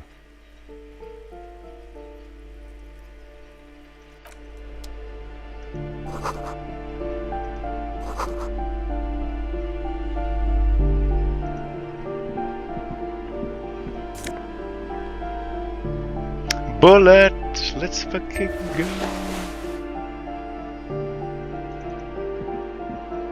A plaster cast bust. A blaster butt cast. That isn't just a five-pointed star. It's an inverted white pentagram cradled in a wreath of antlers. The iconography of communism, in other words. Look out, Kim, there's communists here. I'll keep my armistice handy, detective. The star and antlers was developed in the 6th decade of the last century and quickly adopted by Mazov and the communards during the revolution. Even today, half a century after, the star and antlers retains the ability to evoke hope, disappointment, and fear in equal measure. Why is the star upside down? Simply standing there and doing nothing. That's difficult to say. But part of it is like random and part of it doesn't make sense. And it's also like evolution, I guess. But the birds are... it's really crazy how they can survive all this winter stuff.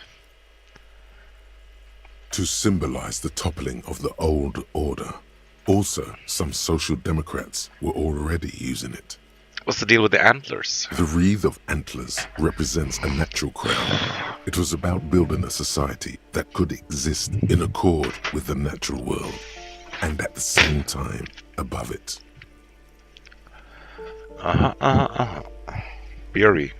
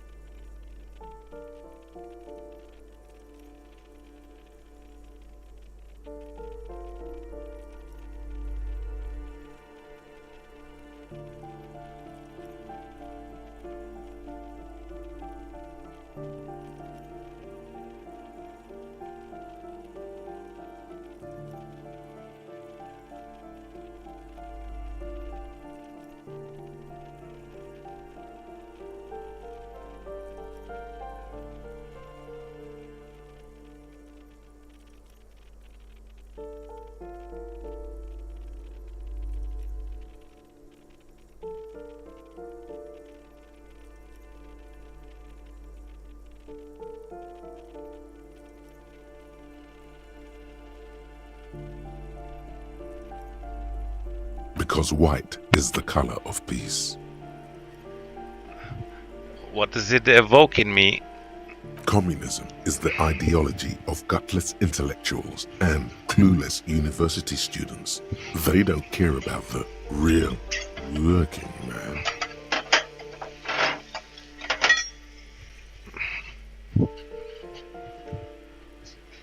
In other words, it doesn't mean a thing to true revolutionaries.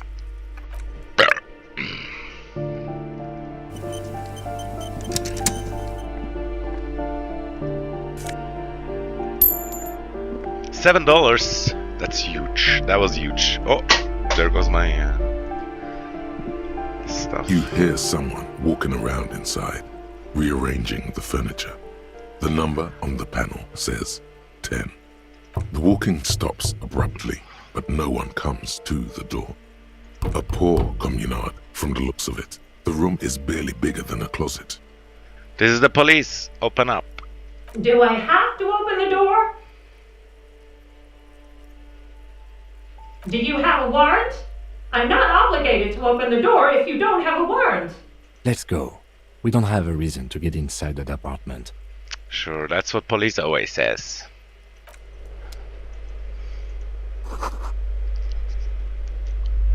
Number 9 is locked. Oh, what is this? Postcard. I think postcards are just like collectibles or something. Nothing too wild. 25 cents.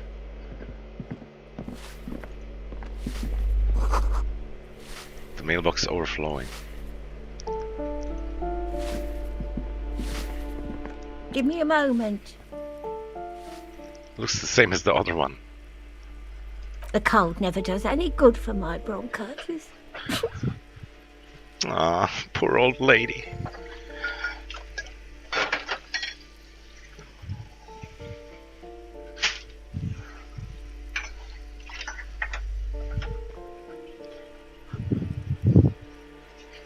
This woman's health is failing her. There's not much to do. Not in this damp. Are you alright? Should I call a doctor? I'm fine. Fine. Don't you worry about me. Aww. She's dying, guys. Ah, my hand. Ah.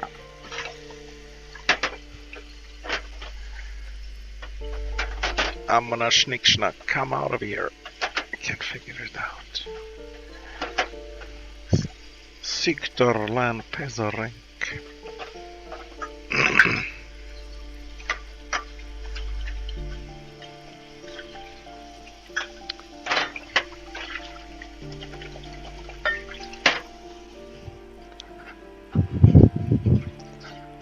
Now, what do you want from me, policeman? I'm looking for Martine Martinez. That's totally a real name, trust me. Oh, you'll find plenty of Martins here. Don't you worry. What is that code for gay?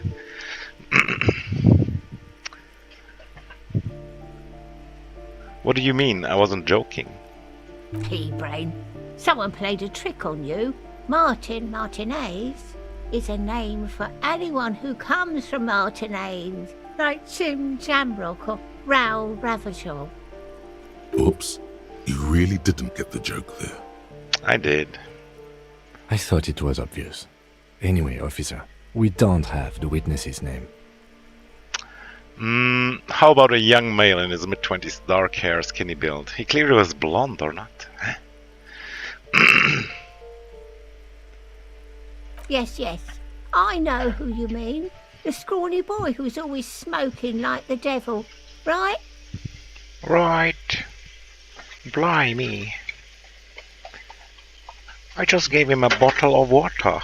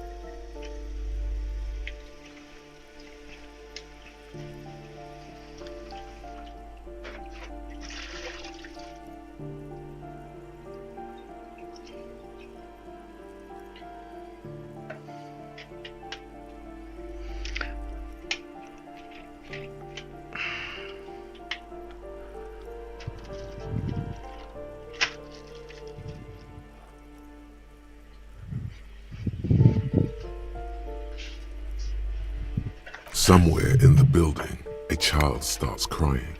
You hear a radio tuned to a talk show and someone taking a shower.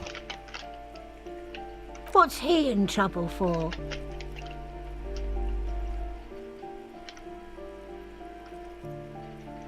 talk.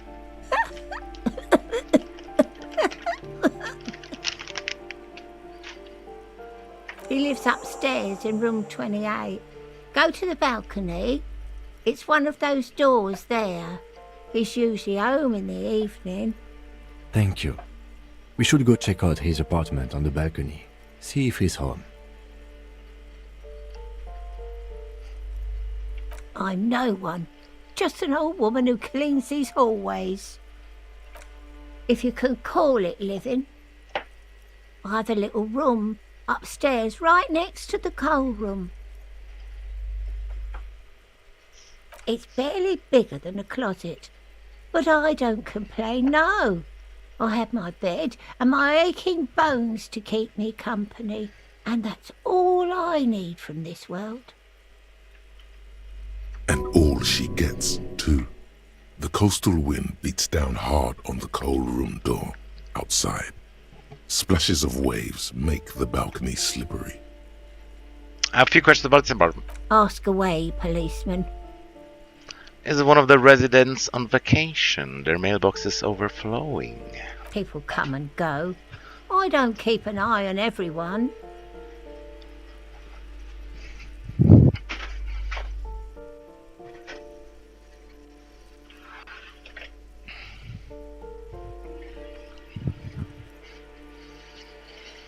Who lives in apartment 10? No one lives there. It's been empty for months. But I talked to someone through the door. Impossible. I would know if someone had moved in there. Maybe it's those countercultural people again, breaking into a house like it's a public space. You're a policeman. Be good and take a look, will you? Sure, I'll go see what I can find. Great. Young people. They're worse than rats. You know, always littering the hallways with trinkets and empty beer cans. Who lives behind the padlocked door? Oh, that one is a scientist, a future scholar. I think he studies astrology at the community college. Education's good. I always tell them to study. Astrology? Something to do with all those stars around his door. He asked me to leave his drawings up on the wall.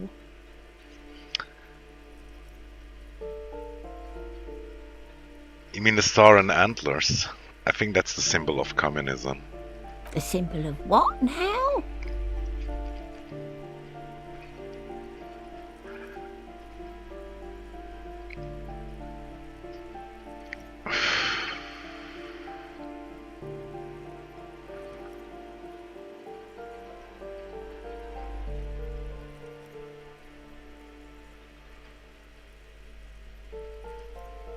You know, like in the World Revolution.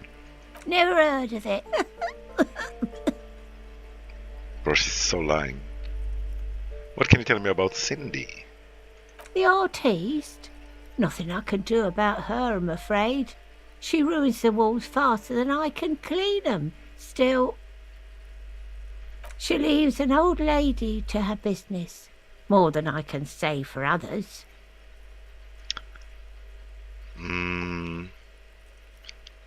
I think we can go back to that political thing. Oh no, there it is actually. Oh, that I think he studies something to do with all those stars around his door. The symbol of what now?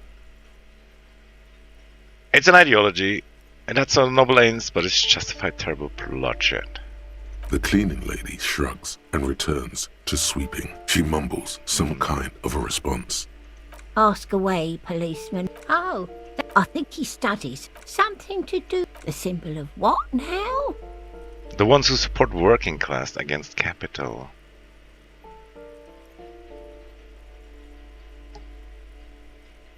Huh.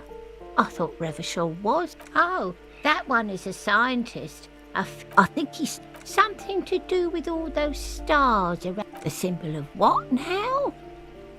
Ah.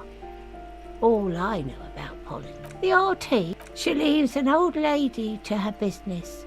More than I... She mumbles some kind...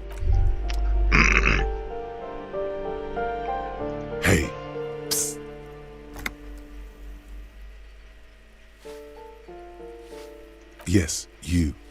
Word on the street is you're ready to start building communism again. What?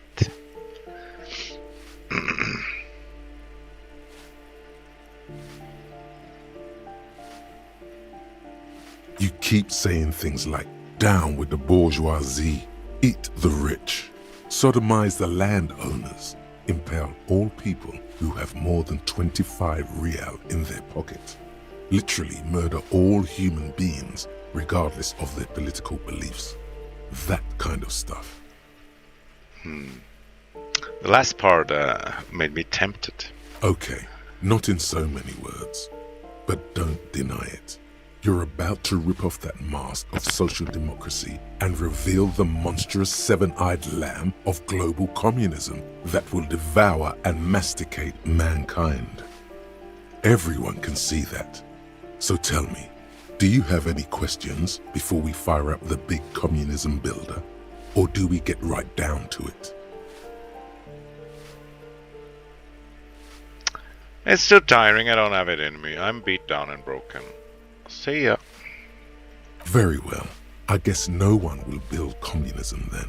Tell the working man it's over, unless anyone has objections.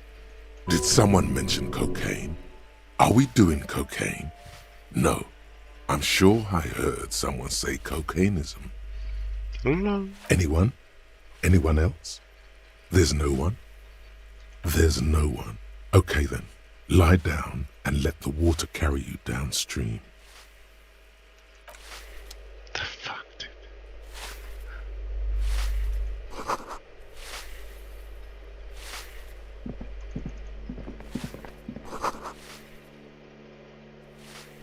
Oh, hello there. Oh, it's Kim.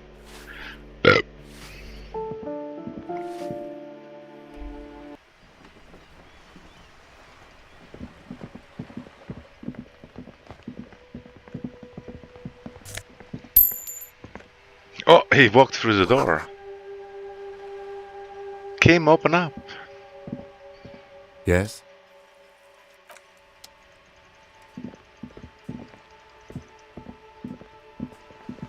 Ooh, the Oh, it's her. piggies have learned how to saunter up staircases. I didn't think you could do that with hooves. But here you are. I did it. Are you proud of me?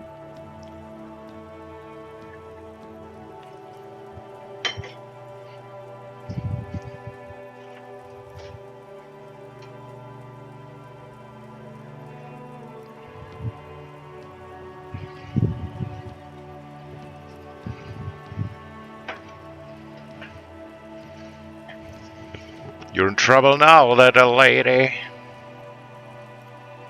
Yes, Uncle Maynard. Huge trouble. You're gonna take out your metal detector and your collection of bottle caps and shrapnel. How do you know? That smell coming from her paint bucket. It's not paint. It's heavy fuel oil. Is that heavy fuel oil? Red-dyed heavy fuel oil, intended for exclusive use in government vehicles, to be precise. What did you think I was using? Aquarels? Sucked it out of a cop's fuel tank myself. Back in Jamrock. You better hand it over. Or what? You'll push me off this ledge and pry the bucket from my dead hands? Can't even say anything. Oh well.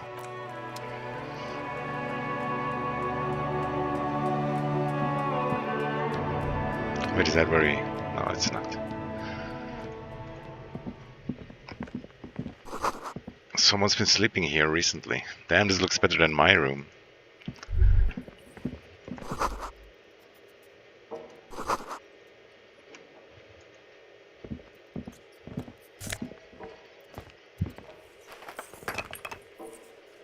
Again, +1, -1. But these pants make you better taking drugs. So that's good, I guess.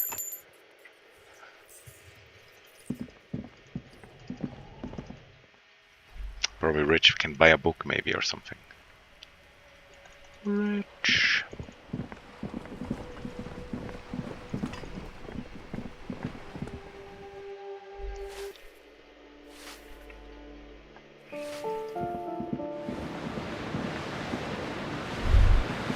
A shift in temperature. The air chills around you. Dust settles on the stony floor. A former architect stands before a slice of window, a room plan in her hand. A cold wave has made the air in the building stand still and frozen, with temperatures falling down to minus 20 degrees Celsius.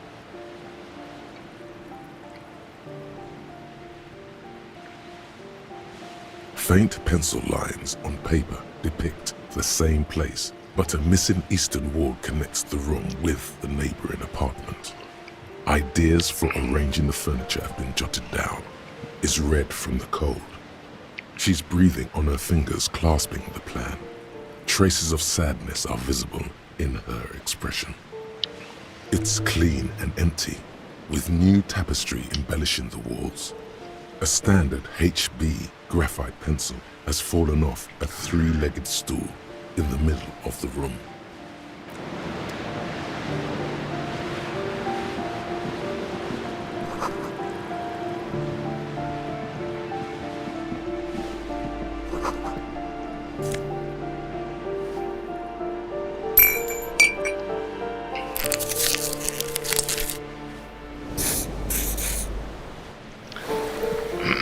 What if I get health from sleeping though? Maybe I shouldn't have used it.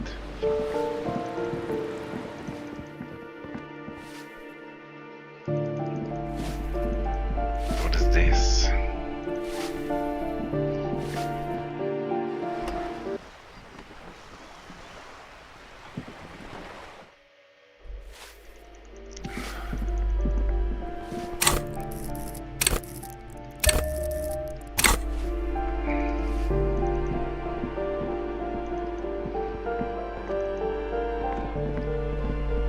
You hear someone walking around inside, rearranging the furniture. Excuse me? Of course not. Scare them. Suspected of some big crime.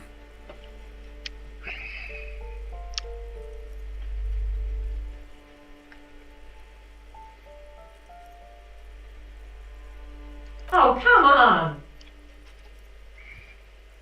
That was smart.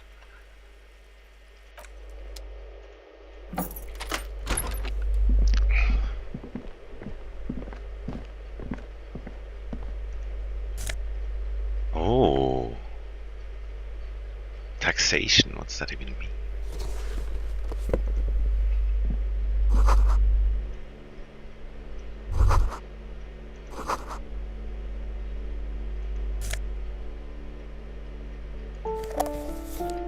A huge loot. Satisfied? My name is Marielle Charpentier, and I'm an agent with Martinez Realty Associates. I am not breaking in, as I have every right to be here. The keys, see? Boy, there are a lot of different keys there. More than 20 at least. Do you want to see my ID as well? You can't legally ask for it, but why not? Want to see my residence permit too? It feels flimsy in hand, with the words Revachol Zone of Control written under a nondescript municipal logo. There's a picture of her with shorter hair inside, along with all her personal details. Thank you. Do you have any questions? I need to be back in Midtown in an hour.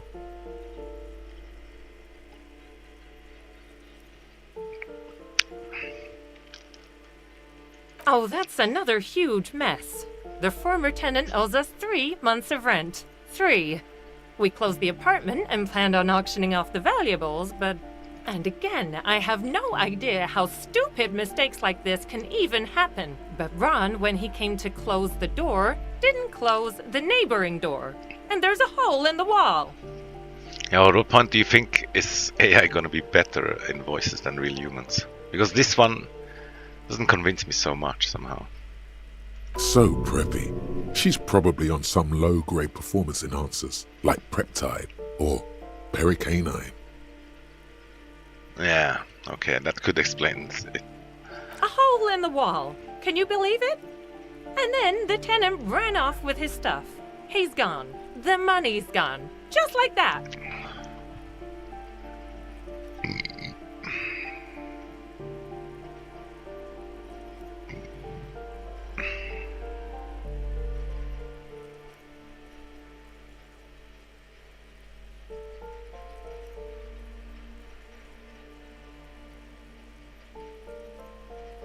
These apartments are perfectly fine. They have gorgeous architecture, a million-real view of the bay, good ventilation, neighbors, life, spark, and they are affordable. I'll tell you, Martinez has a future. In a few years, it's going to blossom with artists and creatives and those radio computer wizards. My money has also disappeared. Did you find some? Well, it does not disappear from my hands. No, I don't let it. So wait, what happened with the wall? Don't ask me what happened with the wall. I have no idea how we're going to find the time or resources to fix it. Both apartments are now unrentable. Both. What are you doing here? I need to get it ready for the next lease, but as you can see, the previous tenant completely trashed the place. Reprehensible. Who lived here? It was some kind of a moribund old man who used to be a business owner. You'd think they'd make rent. A sudden serious look crosses her face. This story didn't have a happy ending. But that was months ago. Anyway, was there anything you wanted, or is that it? I'm in a hurry. Isn't it a bit late to be working? It is. Everyone says the real estate agents don't do anything. But here I am in the middle of the night cleaning up someone's crash pad. So the sooner we get this over with, the better. Come to think of it, she does look incredibly tired. That's all, thanks. Of course.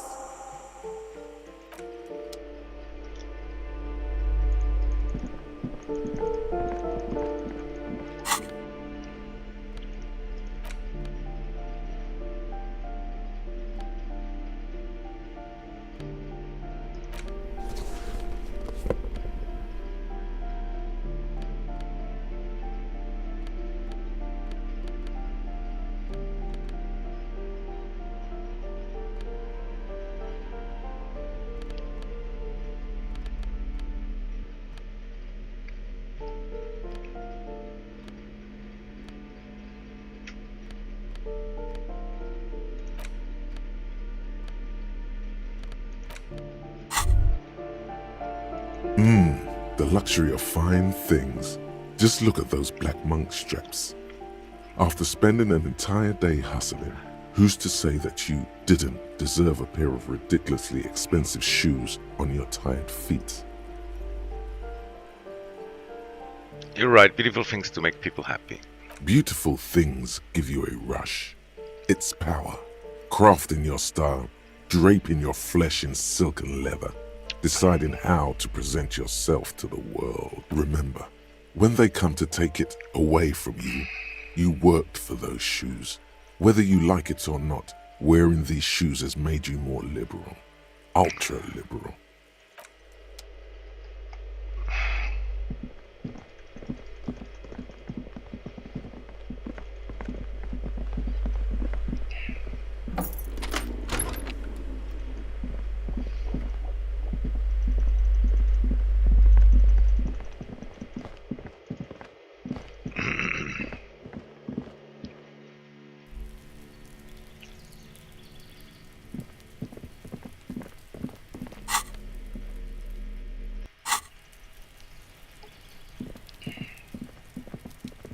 This door is made of metal and appears to be number 28. Let's see if anyone's home. No one answers. Looks like the young man we are looking for isn't home. I think our best chance to catch him is in the evening. We should return tomorrow after we have finished with our day's work. How about 9 p.m.? Sound good? The smoker on the balcony. This is why we're here, right?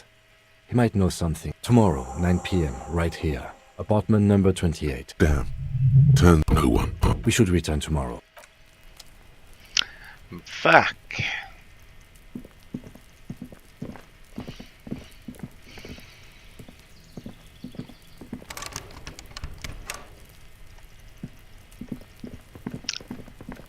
Can teleport in this bitch, right?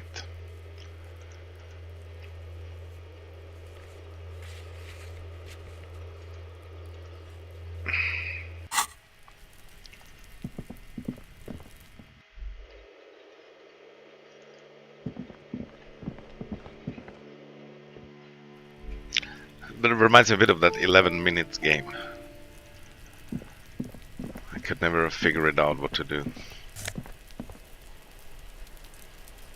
Orange bomb hat. Nice.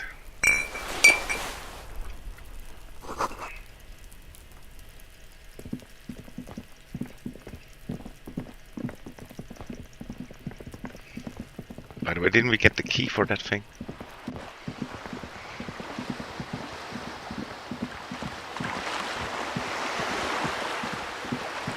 Also, shouldn't there be something cool at night somehow?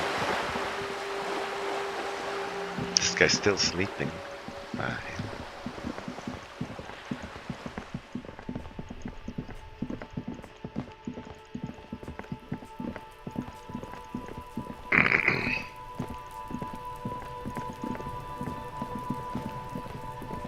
This trash container is locked. The sliding with a well-oiled crack, the lock pops open. It should now be possible to simply raise the lid. Don't. Maybe you shouldn't. Just a feeling. A warning from some part of you. The smell of rotten food rises to greet you. You see soggy cartons, dirty rags, and organic waste. We're just in time. This hasn't been emptied for over a week. You see milk and egg rest with one broken egg in it. Some pasta wrapper. Picking up the soggy packages somehow feels familiar. You've done this before. The movements are recorded in your elbows, the methodology in your fingers. You're used to this. A box falls into pieces in your hands. Batiste Soleil cereal. There are plastic pasta packages below, and turbo noodles. Nothing of note, however. Among the threadbare kitchen towels, something catches your eye. A pair of denim trousers. As the legs of the slime-covered jeans begin to unspool from the garbage, a rank corpse smell fills the air. The victim's clothes? Cadaverine odor is faint. If these belong to the deceased, they were removed when he was still in the early stages of decay. Drop them in here, officer. Guitar mark blue jeans. Pockets empty or emptied. He wore them with a belt, too. A white belt. The loops appear stretched, but the belt is missing. That's it. Do you see anything else in there? I have another bag here. I have turbo noodles. It must be like these ramen packaged noodles, right? Something slimy catches your eye. A drab, long-sleeved shirt, olive-colored, appears from the food waste, dripping with pus. This is a military-type overgarment. No label or serial number. This is the kind of rib-knit shirt that's worn over light armor to conceal it in an urban scenario. Anything more? The rest of the rags are just kitchen variety waste. A yellow old mug that catches your eye. But other than that... All right. We should go to Gart again and ask if he knows who put the clothes in the trash. It could be as simple as someone from the hostel cleaning the yard. Or that one. I'd advise against confronting that force.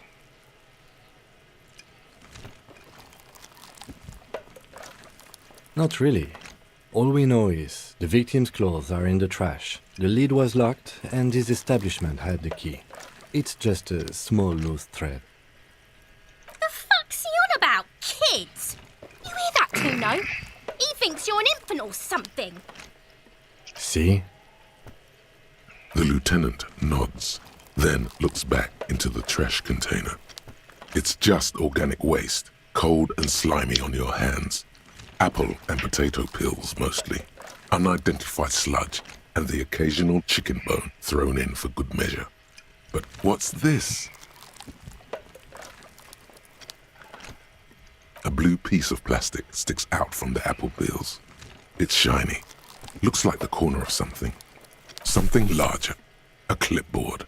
A blue plastic clipboard with moist papers hanging from it. They look badly damaged, but you can still make out forms and notes, written in a man's handwriting. Officer, is that your paperwork?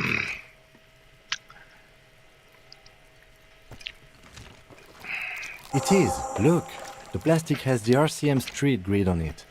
You've even got an autopsy form in there. If you don't mind me asking, how did this get in the trash?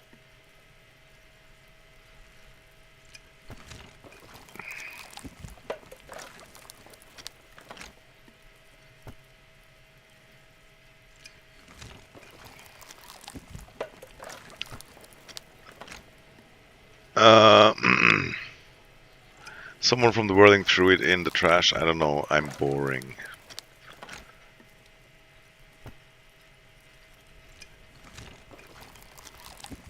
It has a foreboding quality to it. What are you talking about? I speak of the tongue. Doeth thou also thorough inventories? You should take stock of your notes. Make sure it's all there. Official notes contain informants' names. If some of it has fallen into the hands of the RCM's adversaries, bloodletting may well ensue.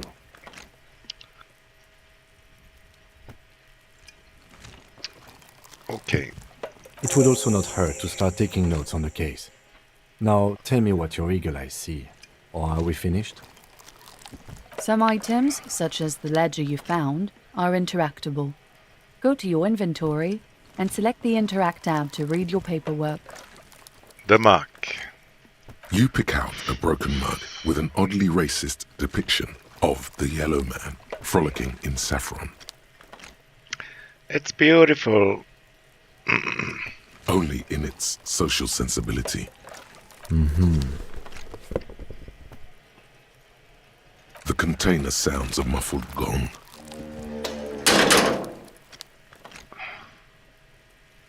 That's one thing off the list. I think we got it all.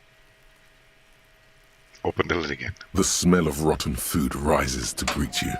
You see soggy cartons, dirty rags, and organic waste. Why does it slow me down? The container sounds a muffled gong.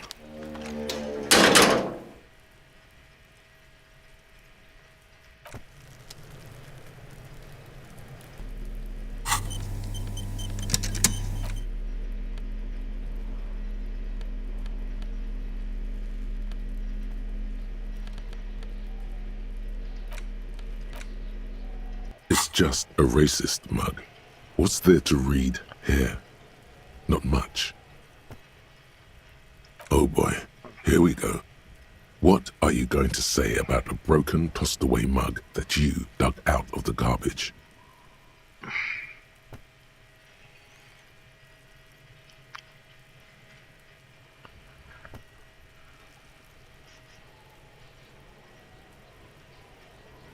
It's just a funny mug.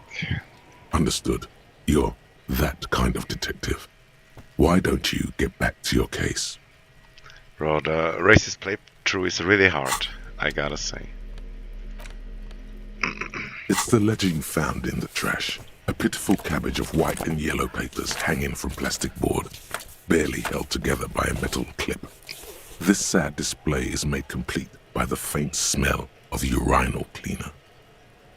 Anything else? There's a piece of toilet paper, or is it cleaning tissue? No, it's toilet paper, desperately sticking to the back of the blue plastic clipboard. It's a metaphor for you.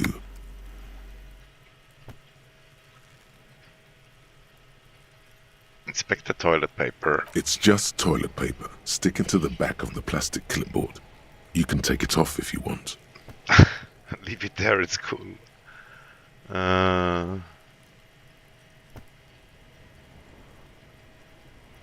Still wet, The toilet paper peels off the plastic easily. All you have to do is shake it off with your finger and voila! The ledger now looks marginally better. Licking wasn't an option. Inspect the clip. An aluminium block runs the width of the board, biting down on the paperwork. Its crocodile teeth are the only thing keeping the papers together. A regular pencil, the tip worn down to nothing, has been attached to the clip. Run your fingers across the aluminium. The surface is interrupted by a silvery sticker. It's rectangular, sparkling with iridescence. You don't know how you didn't notice it before. Looks like an official mark, made to be low visibility outside the right circumstances. Hey Lieutenant, what is this? What? That thing. It's a halogen watermark. We use it for adding information to RCM property.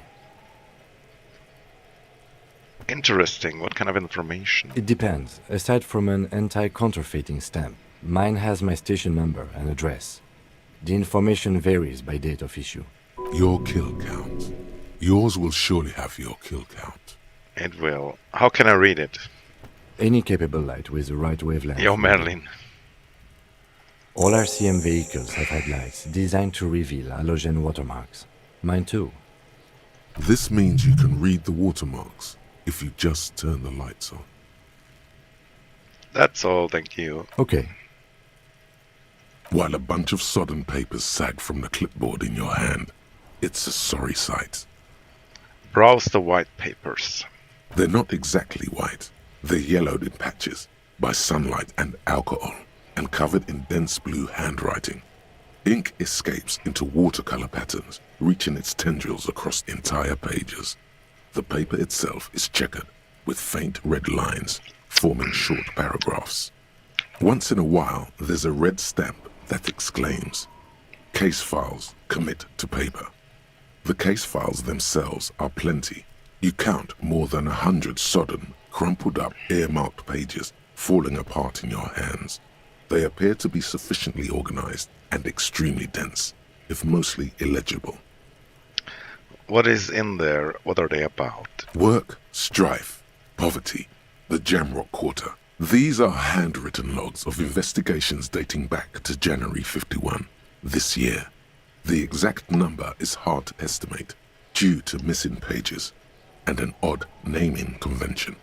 But there are at least 20, maybe 30 cases undertaken, not completed, mind you. 10 streak. 10 times streak. Let's go. What do you mean? Is that all?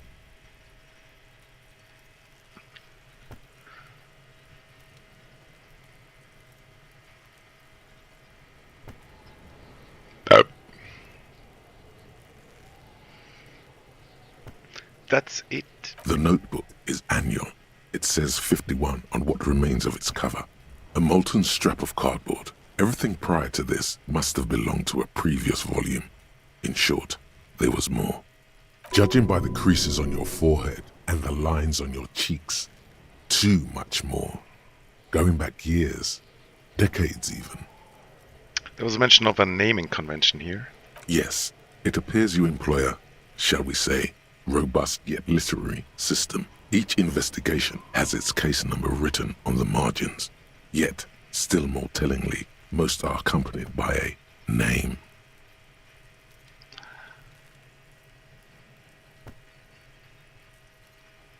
Yes, all caps. One is called The Next World Mural. Another, The Square Bullet Hole Murders.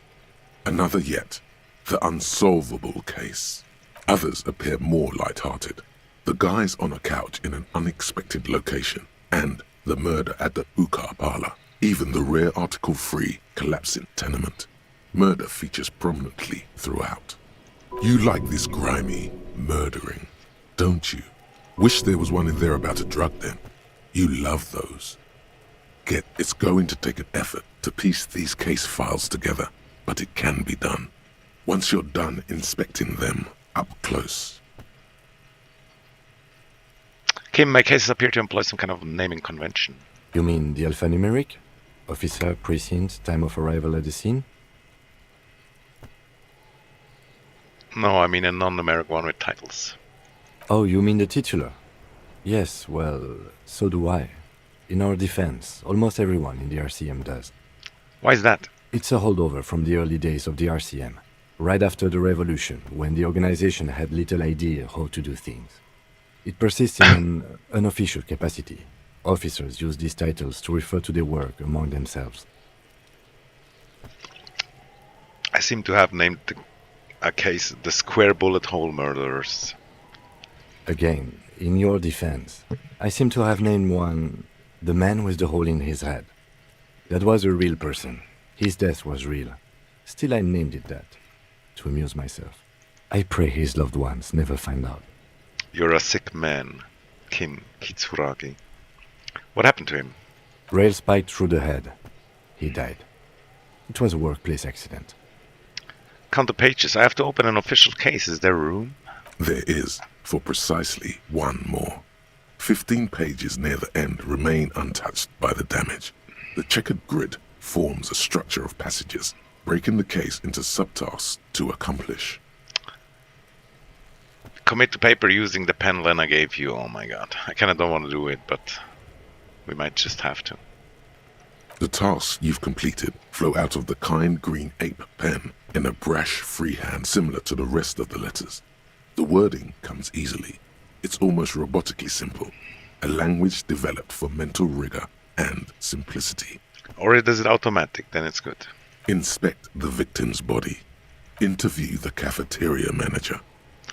Cross out the ones you've already finished. A satisfying slash sounds across the paper. You're done, it seems to say. And you, and you. And a fuck you to you too. That last one cuts a slash right through the paper. So I did get healed now, so I wouldn't have had to heal earlier. But oh well. You're a swashbuckler with that pen, Harry. And it feels good. Feels like completion. Things to be done and things already done.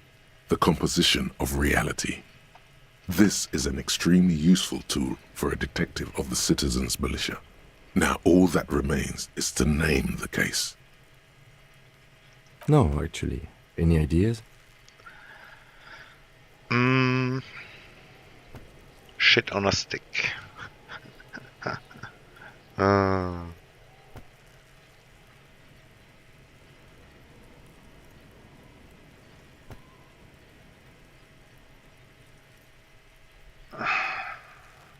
I don't know, yeah, the Hanged Man. Great. That's great. That's actually what I was thinking too. The Hanged Man. Good, strong name. We have a very good name for the case now. I'm going to start calling it the Hanged Man. It's good we sorted this out. I'm done inspecting these. You don't exactly close them, so much as distance yourself from the smelly papers. They're a little further from your nose now. Let's try this logic one. Can I read the case files now? It's proving to be harder than expected. You just don't have the intellectual rigor to patch the quilt back together. Try again later. Browse the yellow papers. In the back, you see thin, translucent copier paper. Some neon yellow, some bright red, all covered in boxes, like marching armies. These look like official forms, waiting to be filled out. What types of forms? 3. The topmost are misconduct fines, the middle ones are station calls, and the bottommost are field autopsy forms. Each is easy enough to make sense of. A monetary penalization ranging from 20 to 250 real. Severe cases allow for 1,000 real, but that requires special paperwork. The details of issuing these fines are spread out over the rest of the fields. These are quite sinister in tone. They give a date and time for the person to appear at the specified precinct police station. Below the call are the criminal charges you risk by not appearing. All in a print so small it could be considered downright cute. A dozen pages of thin copy paper, bright red in color. You see the parameters of a deceased human form waiting to be filled in. Age, sex, condition of internal organs, color of the irises, predation marks, condition of sexual organs. Yes, all that remains now is to fill those forms and hand them to people. Fines for wrongdoers, interview requests for bad guys, and field autopsies to dead guys. So we have infinite money now. The rest of the stinking cellulose is much worse for wear. Being sandwiched between the board and the rest of the paperwork must have spared the fragile copier paper. Look at the clipboard. It's made of dark blue plastic, hard enough to beat someone to submission with. The edges are rounded, however. The U4 size board feels thick and heavy in your hand. Light shimmers on its wet surface. On the back you see the embossed letters, RCM. Shake it. Something rattles inside, ever so lightly. Is there a hidden compartment? And something small inside? Light, made of paper or cardboard, or dried flowers perhaps. The plastic shimmers like lapis lazuli, but it is not see-through. You cannot see to its center. There's pain in there, if you want some. That much you know. With your hands, U4-sized pages hang from the clip screwed to the top of the board. Open the hidden compartment. Is not what you end up doing.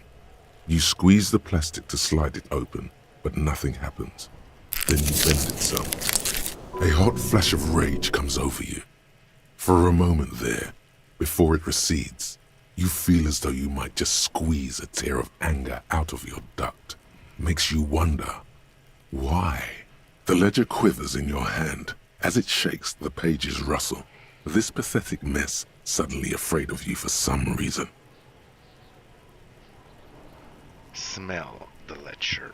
The acidic stench of rotting food is rubbed off on the cellulose. It now forms the base of the experience. This base surrounded by a faint air of spoiled meat, the stuff of death itself, and then sprinkled liberally with the citrus zest of toilet cleaner. What do you mean? Is it like a joke, or is something? Is the stream lagging? You know, like the bits they put into public piss bowls, probably called Fermi Discrete, or Axel, or something. At some point in its journey, the ledger has seen the inside of a public toilet.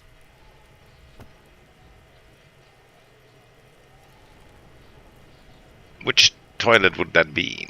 Remember when I said the smell of the upstairs bathroom was so rank, they should have sent a poet to describe it?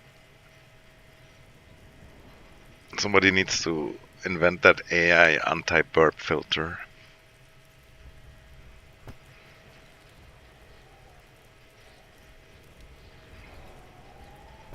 Why, yes it is. Among many other things. This cleaning tablet is used by the whirling in rags. Perhaps that's where the ledger was dropped in the toilet. By you. Broster files above. Arson. Petty theft. Close the files. You don't exactly... Put the ledger away. GG, dude.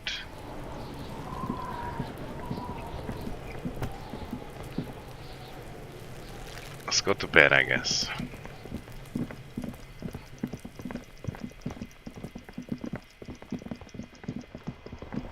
Or what should we do?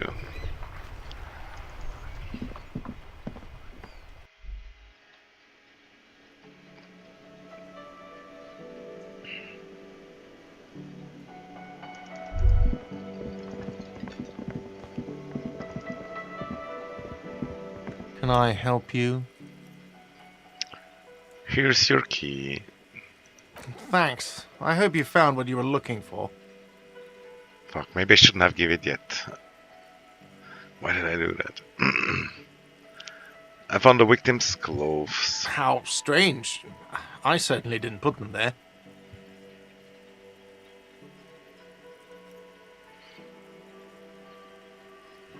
Could someone in this stuff done it? Sylvie had the keys before I got here, and I can vouch for her. I can vouch for all my staff. None of us would tamper with the crime scene. Who else? That trash company, I know already. The trash collection service, CS Municipal. I don't see why they would put anything in the trash, though. Ah, the elusive CS Municipal. I doubt we'll be able to track down who was sent here last and when. This will have to be one of those little threats that solves itself down the road. On Clinton Street, near the Boogie Street Diamond, a small truck rattles down an alleyway. It stops by a rusted trash container. Two men, their faces rough and swollen, jump out. They look at the container despondently. CSM is written on their backs. Thank you anyway. Maybe you don't remember putting them there. Maybe you were sleepwalking or in a fugu state. I think fugue states are more your forte, officer. Thanks. Yes? So about the money. Yes, have you got it?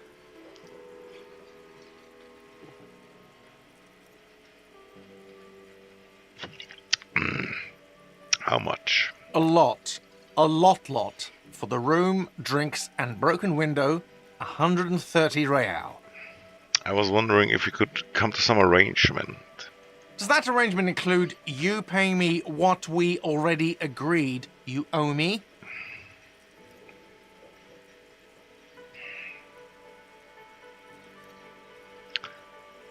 Kim is about to say something, let him.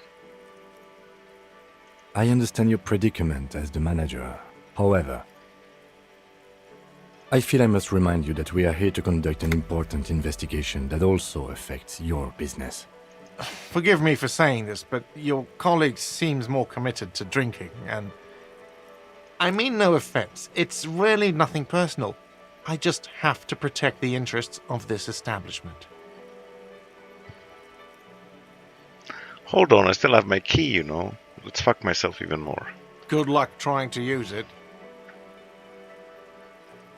Draconian measures. All the locks have an electronic component. They have to be unlocked down here with a master key before your guest key will open the lock. This conversation is going anywhere, right? Not until you bring me the money. Okay, I might have something in my motor carriage we can use when you're done here. Oh, Lieutenant, we're done here. Well, Kim is gonna get the secret stash at midnight. Can we not maybe sing karaoke and make our money like that? Oh, where did the wheelchair lady go? And we missed the opening of this shop. Can we get that money? Oops. Take it.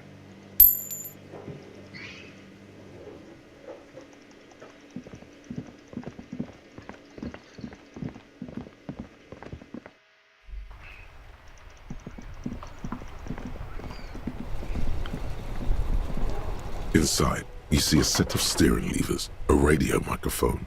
I have something here we could sell. Look in the back, in the... Transport enclosure. Regular people just call it the cage. The cage at the back of the motor carriage looks rather uncomfortable. 4 shiny hubcaps are stacked against the seat. Their silver edges sparkle in the dark. I confiscated these 4 a little while back. We can take them to the pawn shop down by the Martinez Canal. There are spinner hubcaps, frivolous things you put on your wheels. When the wheels come to a stop, the caps keep on spinning. There's no real use for them, it's just for vanity. Honestly, that sounds like an amazing physics demonstration. A couple of weeks ago, I stopped a young man for going slower than the speed of traffic. Turns out he was some coalition official's son and high. I took them and arrested him for driving under the influence.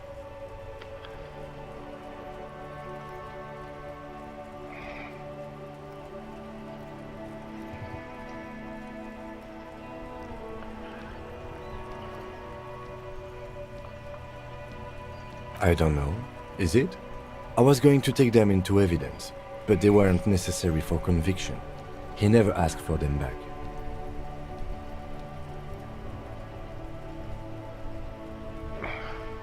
No, that would be silly. I don't know why I kept them. It doesn't matter. I couldn't put them on this MC anyway. A cop with spinners. That would be outrageous. The spinners shine so bright they reflect on the lieutenant's glasses. He doesn't say anything either. Yes, there's one 100 meters south of here. I think it's called Roy's Nest or something. If I'm not mistaken, it should be open late. Items that can be pawned at Bird's Nest Roy's appear in your inventory under the Items tab. You can pawn these items when talking to Roy.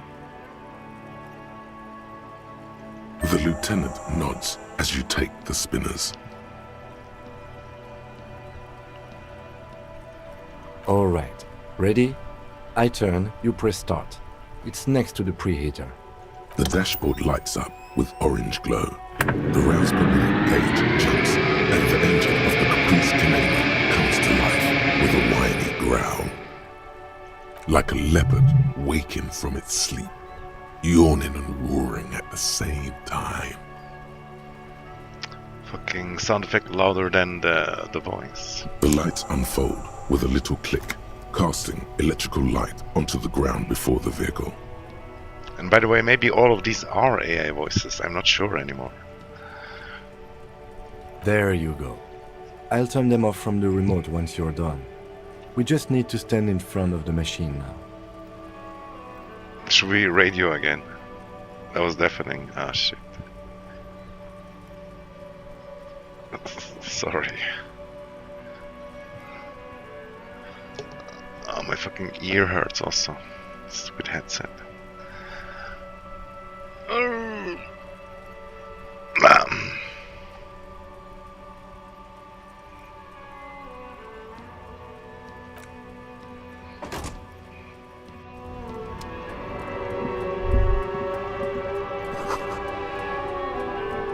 As you hold your ledger's clip under the headlamp, an iridescent hologram appears. A street grid and the veins of a great river. A familiar sensation washes over you. There she is. Revachol West. Around the borders of the watermark are dozens, no, hundreds of micro-perforations.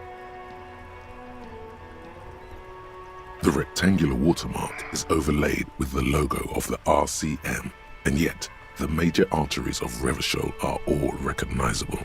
They shimmer in the Kanema's headlights.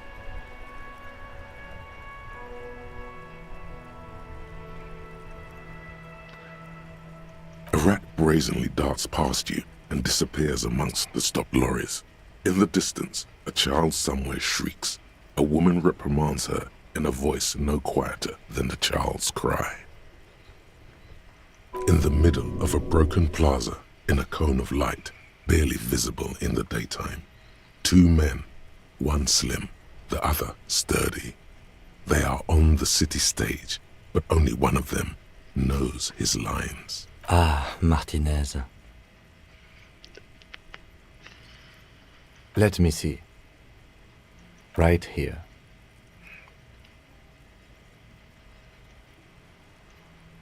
No, it does not. There are many of them, and they are divided into 3 separate rows. The first row has 18 dots. Not bad for what? You don't even know what it means yet. The next is the longest. It runs all the way around the border, and then some. There are so many, it's hard to count. More than 150, at least. Maybe even 200. The last row has 3 perforations. As you look at them, you feel your index finger reflexively contract 3 times. And something you'll do again before this is all over. Those are perforations. They represent your record as an officer of the RCM. They are your statistics, as it were. I should have guessed you'd keep a record. Officers often do. Let's take a look. Son, here is where we score your life performance. You better hope it's good. The first row represents your years of service. 18 years. Okay, not bad at all. What did you do before you volunteered?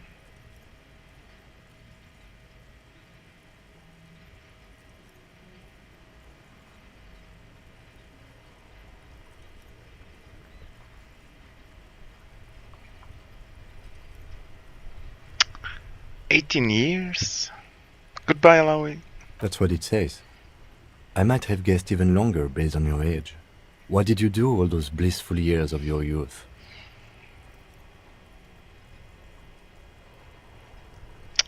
Do you really think I have any idea? Fair point.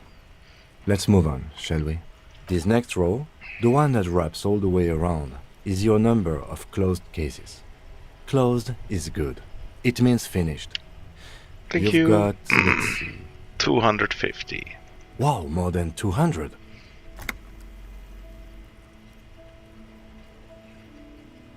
It's quite a lot, even for someone who's been on the force for nearly 2 decades. Usually, clearing more than 10 cases a year puts you in the 90th percentile of all RCM officers.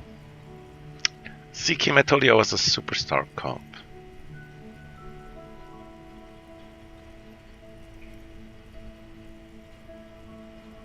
I used to be good. That's some solace, I guess. What's the last number? You know the answer already. The tingle in your index finger gave it away. Maybe I should have done the other thing. The kills. Only 3 kills. That's nothing. That's right. How did you know? Because I felt a twitch in my index finger. Ah, right. Sometimes the brain's able to preserve certain responses even when conscious memory has been, let's say, misplaced. For an RCM officer, especially Precinct 41, which is in the Jamrock Quarter, it's rather tame. I mean that in a good way. There are certain officers who treat their kills like some kind of ghoulish game. If they do happen to solve a case, it's usually by accident. But it seems as though you are, or at least were, one of the good ones. So we have that to be thankful for. He's sincerely glad you're not a scary predator. Not to say relieved you're competent.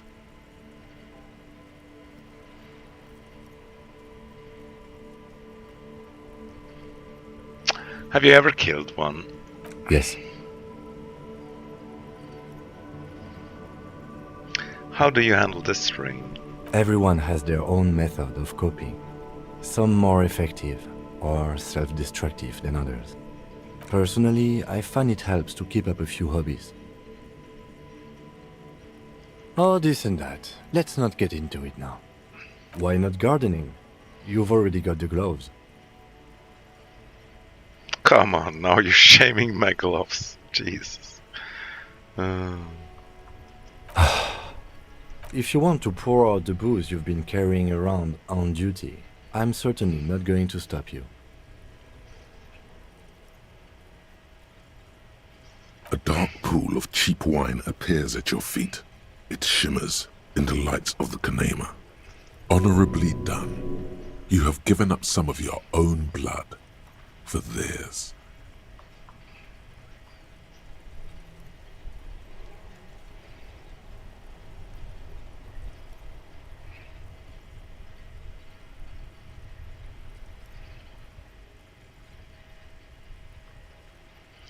Either number 2 or 4, whatever.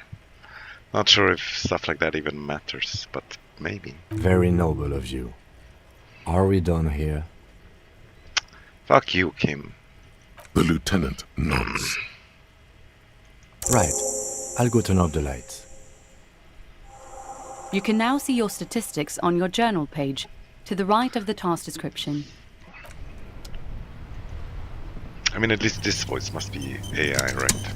Inside, You see a set of steering levers, a radio microphone, a pull-out toolbox, and the soft glow of the fuel as you tap on the gauge. The indicator. No, that's enough fun with... This is Precinct 57. How may I assist you?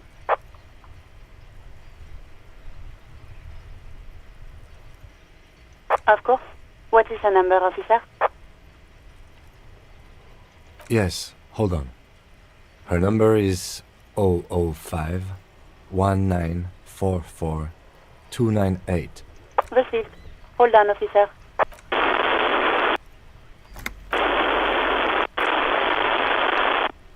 Lieutenant Kitsuragi slowly begins to tap a little rhythm with his right foot. Quite a...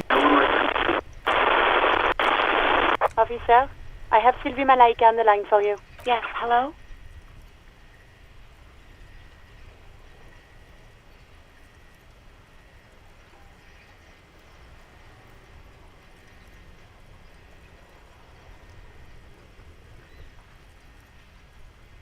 Oh, right. Hello, officer. What can I do for you? There is no resentment in her tone. She wants you to ask her out. No question about it.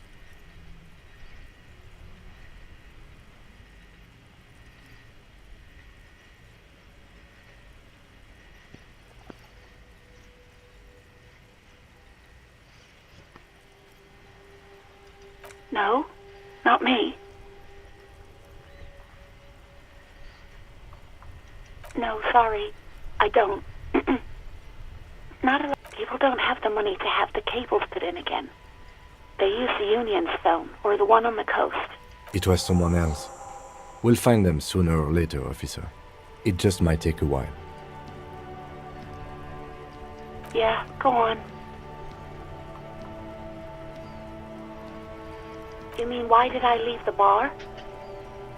Honestly, I'm not really comfortable discussing it with you, sir.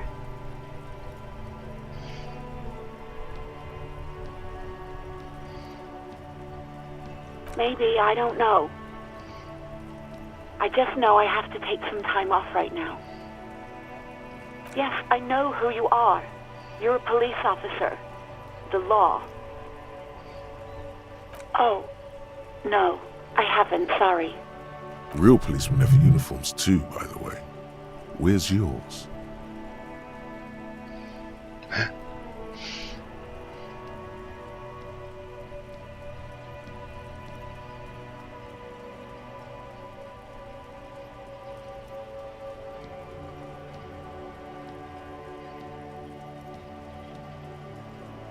Right. It's better to... Please, no. Not this again. Everyone saw your cool gun, detective. You were trying to impress some people with it. Everyone was eating, and... Sounds like it's going to be bad. Do you really want to know?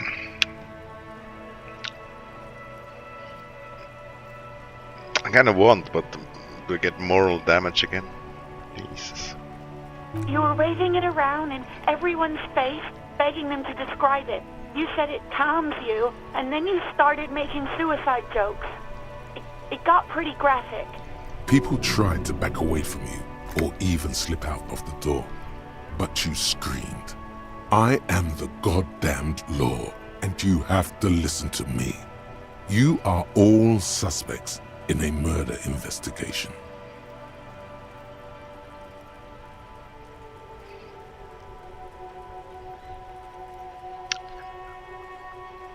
No idea. All I know is next you were waving around money instead, saying things like big butts cannot lie and guns can't buy money, but money can always buy guns. It almost looked like you pawned it, but believe me, I did not ask.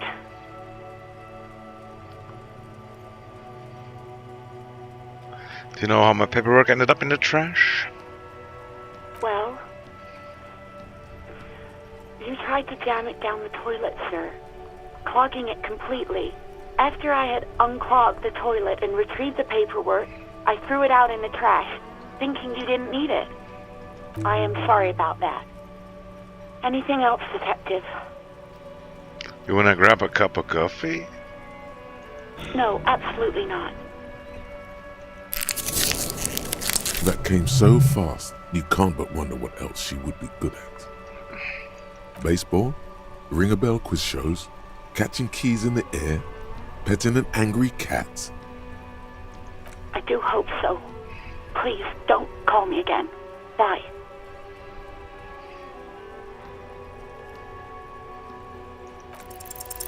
Yes, you have obviously done something to upset her at the Whirling in Rags, when she was still working there. I'm not mad, it's just... You were so drunk and so emotional all the time, and then the Skua thing happened. Just made me want to quit. The stuffed bird, the great Skua, you threw it against the wall while screaming, "Fuck that bird," and laughing like a maniac. I think you said it had been giving you shit ever since you got there.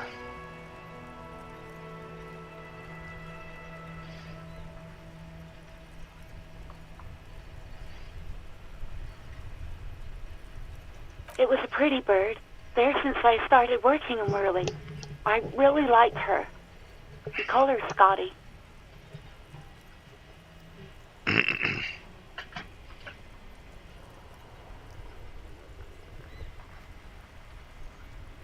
Yes, obviously. You were the worst client I've ever seen. And I have seen so many assholes in this place. I've had sailors fighting, union guys grabbing my ass, kids stealing booze. Once a guy was glued to the karaoke machine every night for 2 months. But you... Go on, I want to know. Well, you were worse than all of them. Honestly, you were getting borderline aggressive. Because I threw a bird... Oh, wait, no, there was the other thing with the gun, I guess. Yeah. I am the law and that stuff. Even about little things like not turning down the volume at 3 a.m. I even liked one of those songs you kept listening to on repeat. No more. I hate it now. Which song?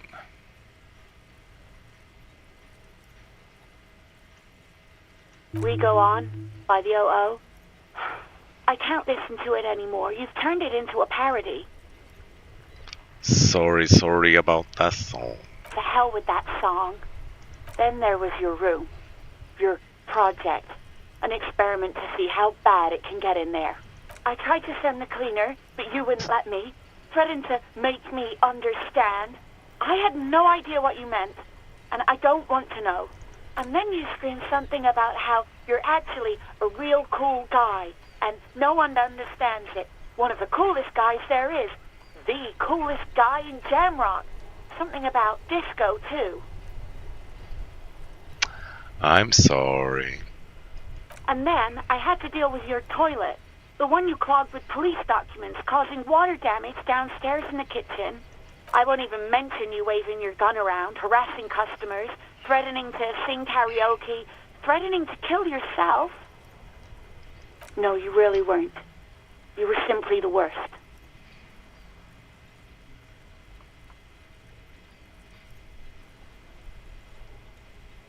I'm truly sorry for everything, Sylvie. God, I knew I shouldn't have brought it up. Just try not to call me again, and let's pretend it never happened. That sounds good for me. What else did I sing? I'm looking for a song. All sorts of things. From disco, rock too. So much disco and rock. Was I singing the small church in Zonzon? Yes, that's the one you like to sing along to the most. The later it got, the more that one came on. Very popular. It sounds a little bit like Training Day also. Threatening everybody. I am the law. Interesting. You still have to find a copy though, before you can blast it. Right, thank you for talking to me. You hear a sigh of relief on the other end of the radio. Wordless, the call breaks. Then, the already familiar voice. Anything else I can help you with, officer? Should I talk to my own dudes again? Let's call Sylvia again. Maybe she wants to go out with me now. Ignore Alice, press the button labeled saved. Just a moment. 10-4, come in, officer. Over.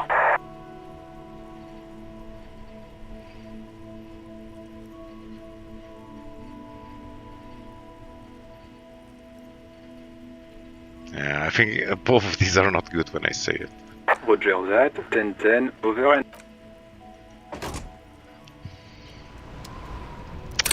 And another level, let's go! Electrochemistry. Not sure if you even want that.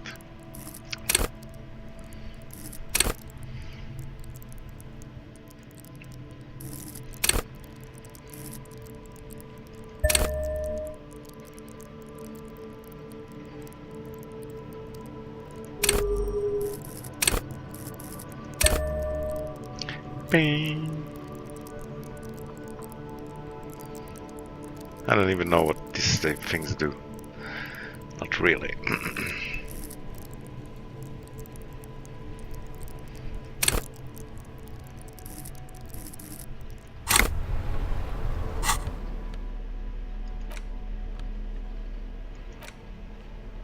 $200 Nice, but we still have to go pawn it. It's already the middle of the night. Ah, shit. 3-hour life also. Oh, I feel like I deserve that 5-minute break or something. I feel like I could go sleep also.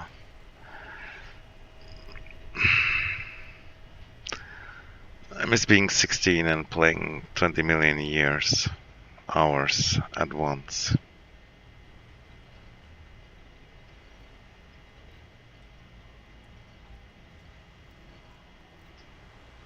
Oh my god, somebody sent me a GIF or GIF on Tinder. I didn't even know that was possible. Weird.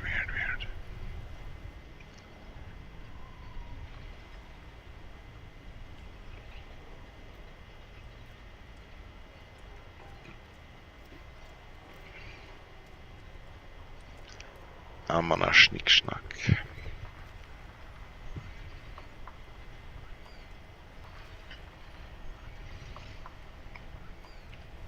It heals all your health and moral. Ah, lol. Thanks for telling me now. We had endless gaming stamina back then. I mean, this is also one of the games, I guess, that kind of makes you tired because you're so passive.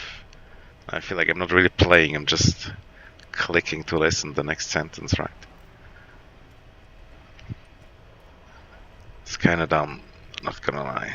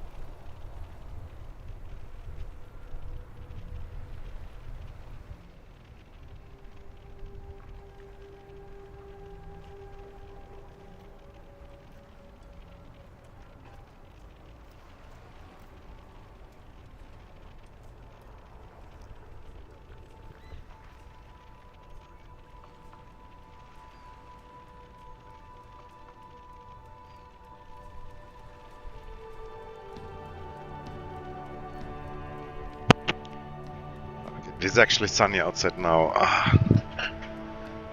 Feels like I must go, maybe.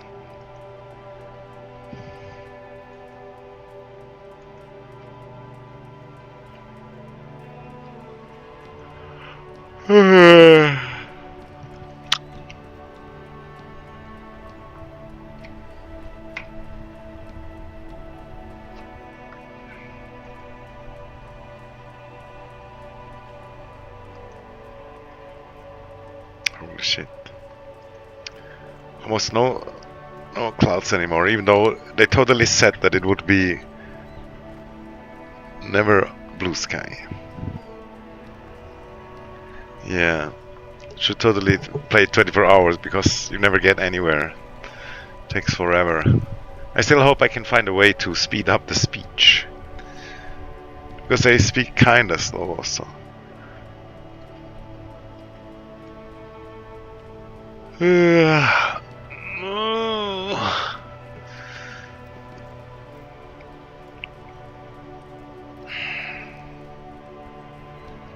I'd kinda love to go by strawberries. Aw.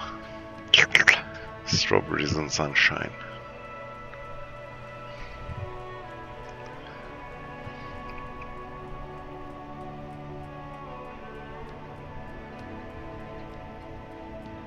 Like ice in the sunshine.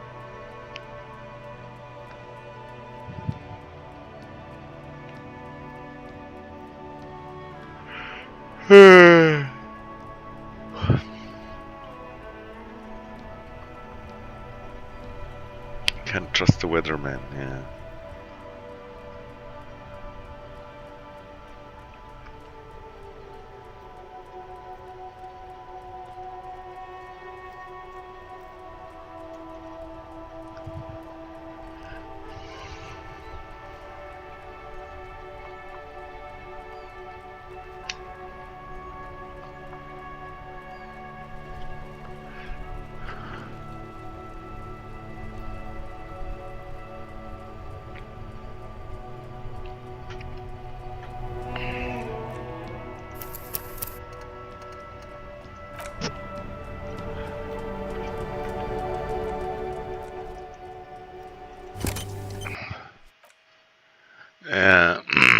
I guess to go buy strawberries and cigarettes, and maybe I enjoy the sun. Maybe I stream. Probably not. It's like too late already, you know. But it's still enough time to get a little bit of sun. It will cure my depression.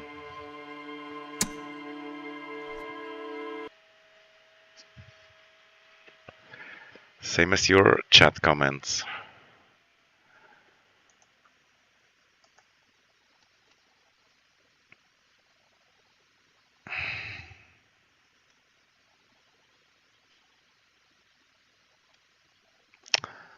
Let's raid RV.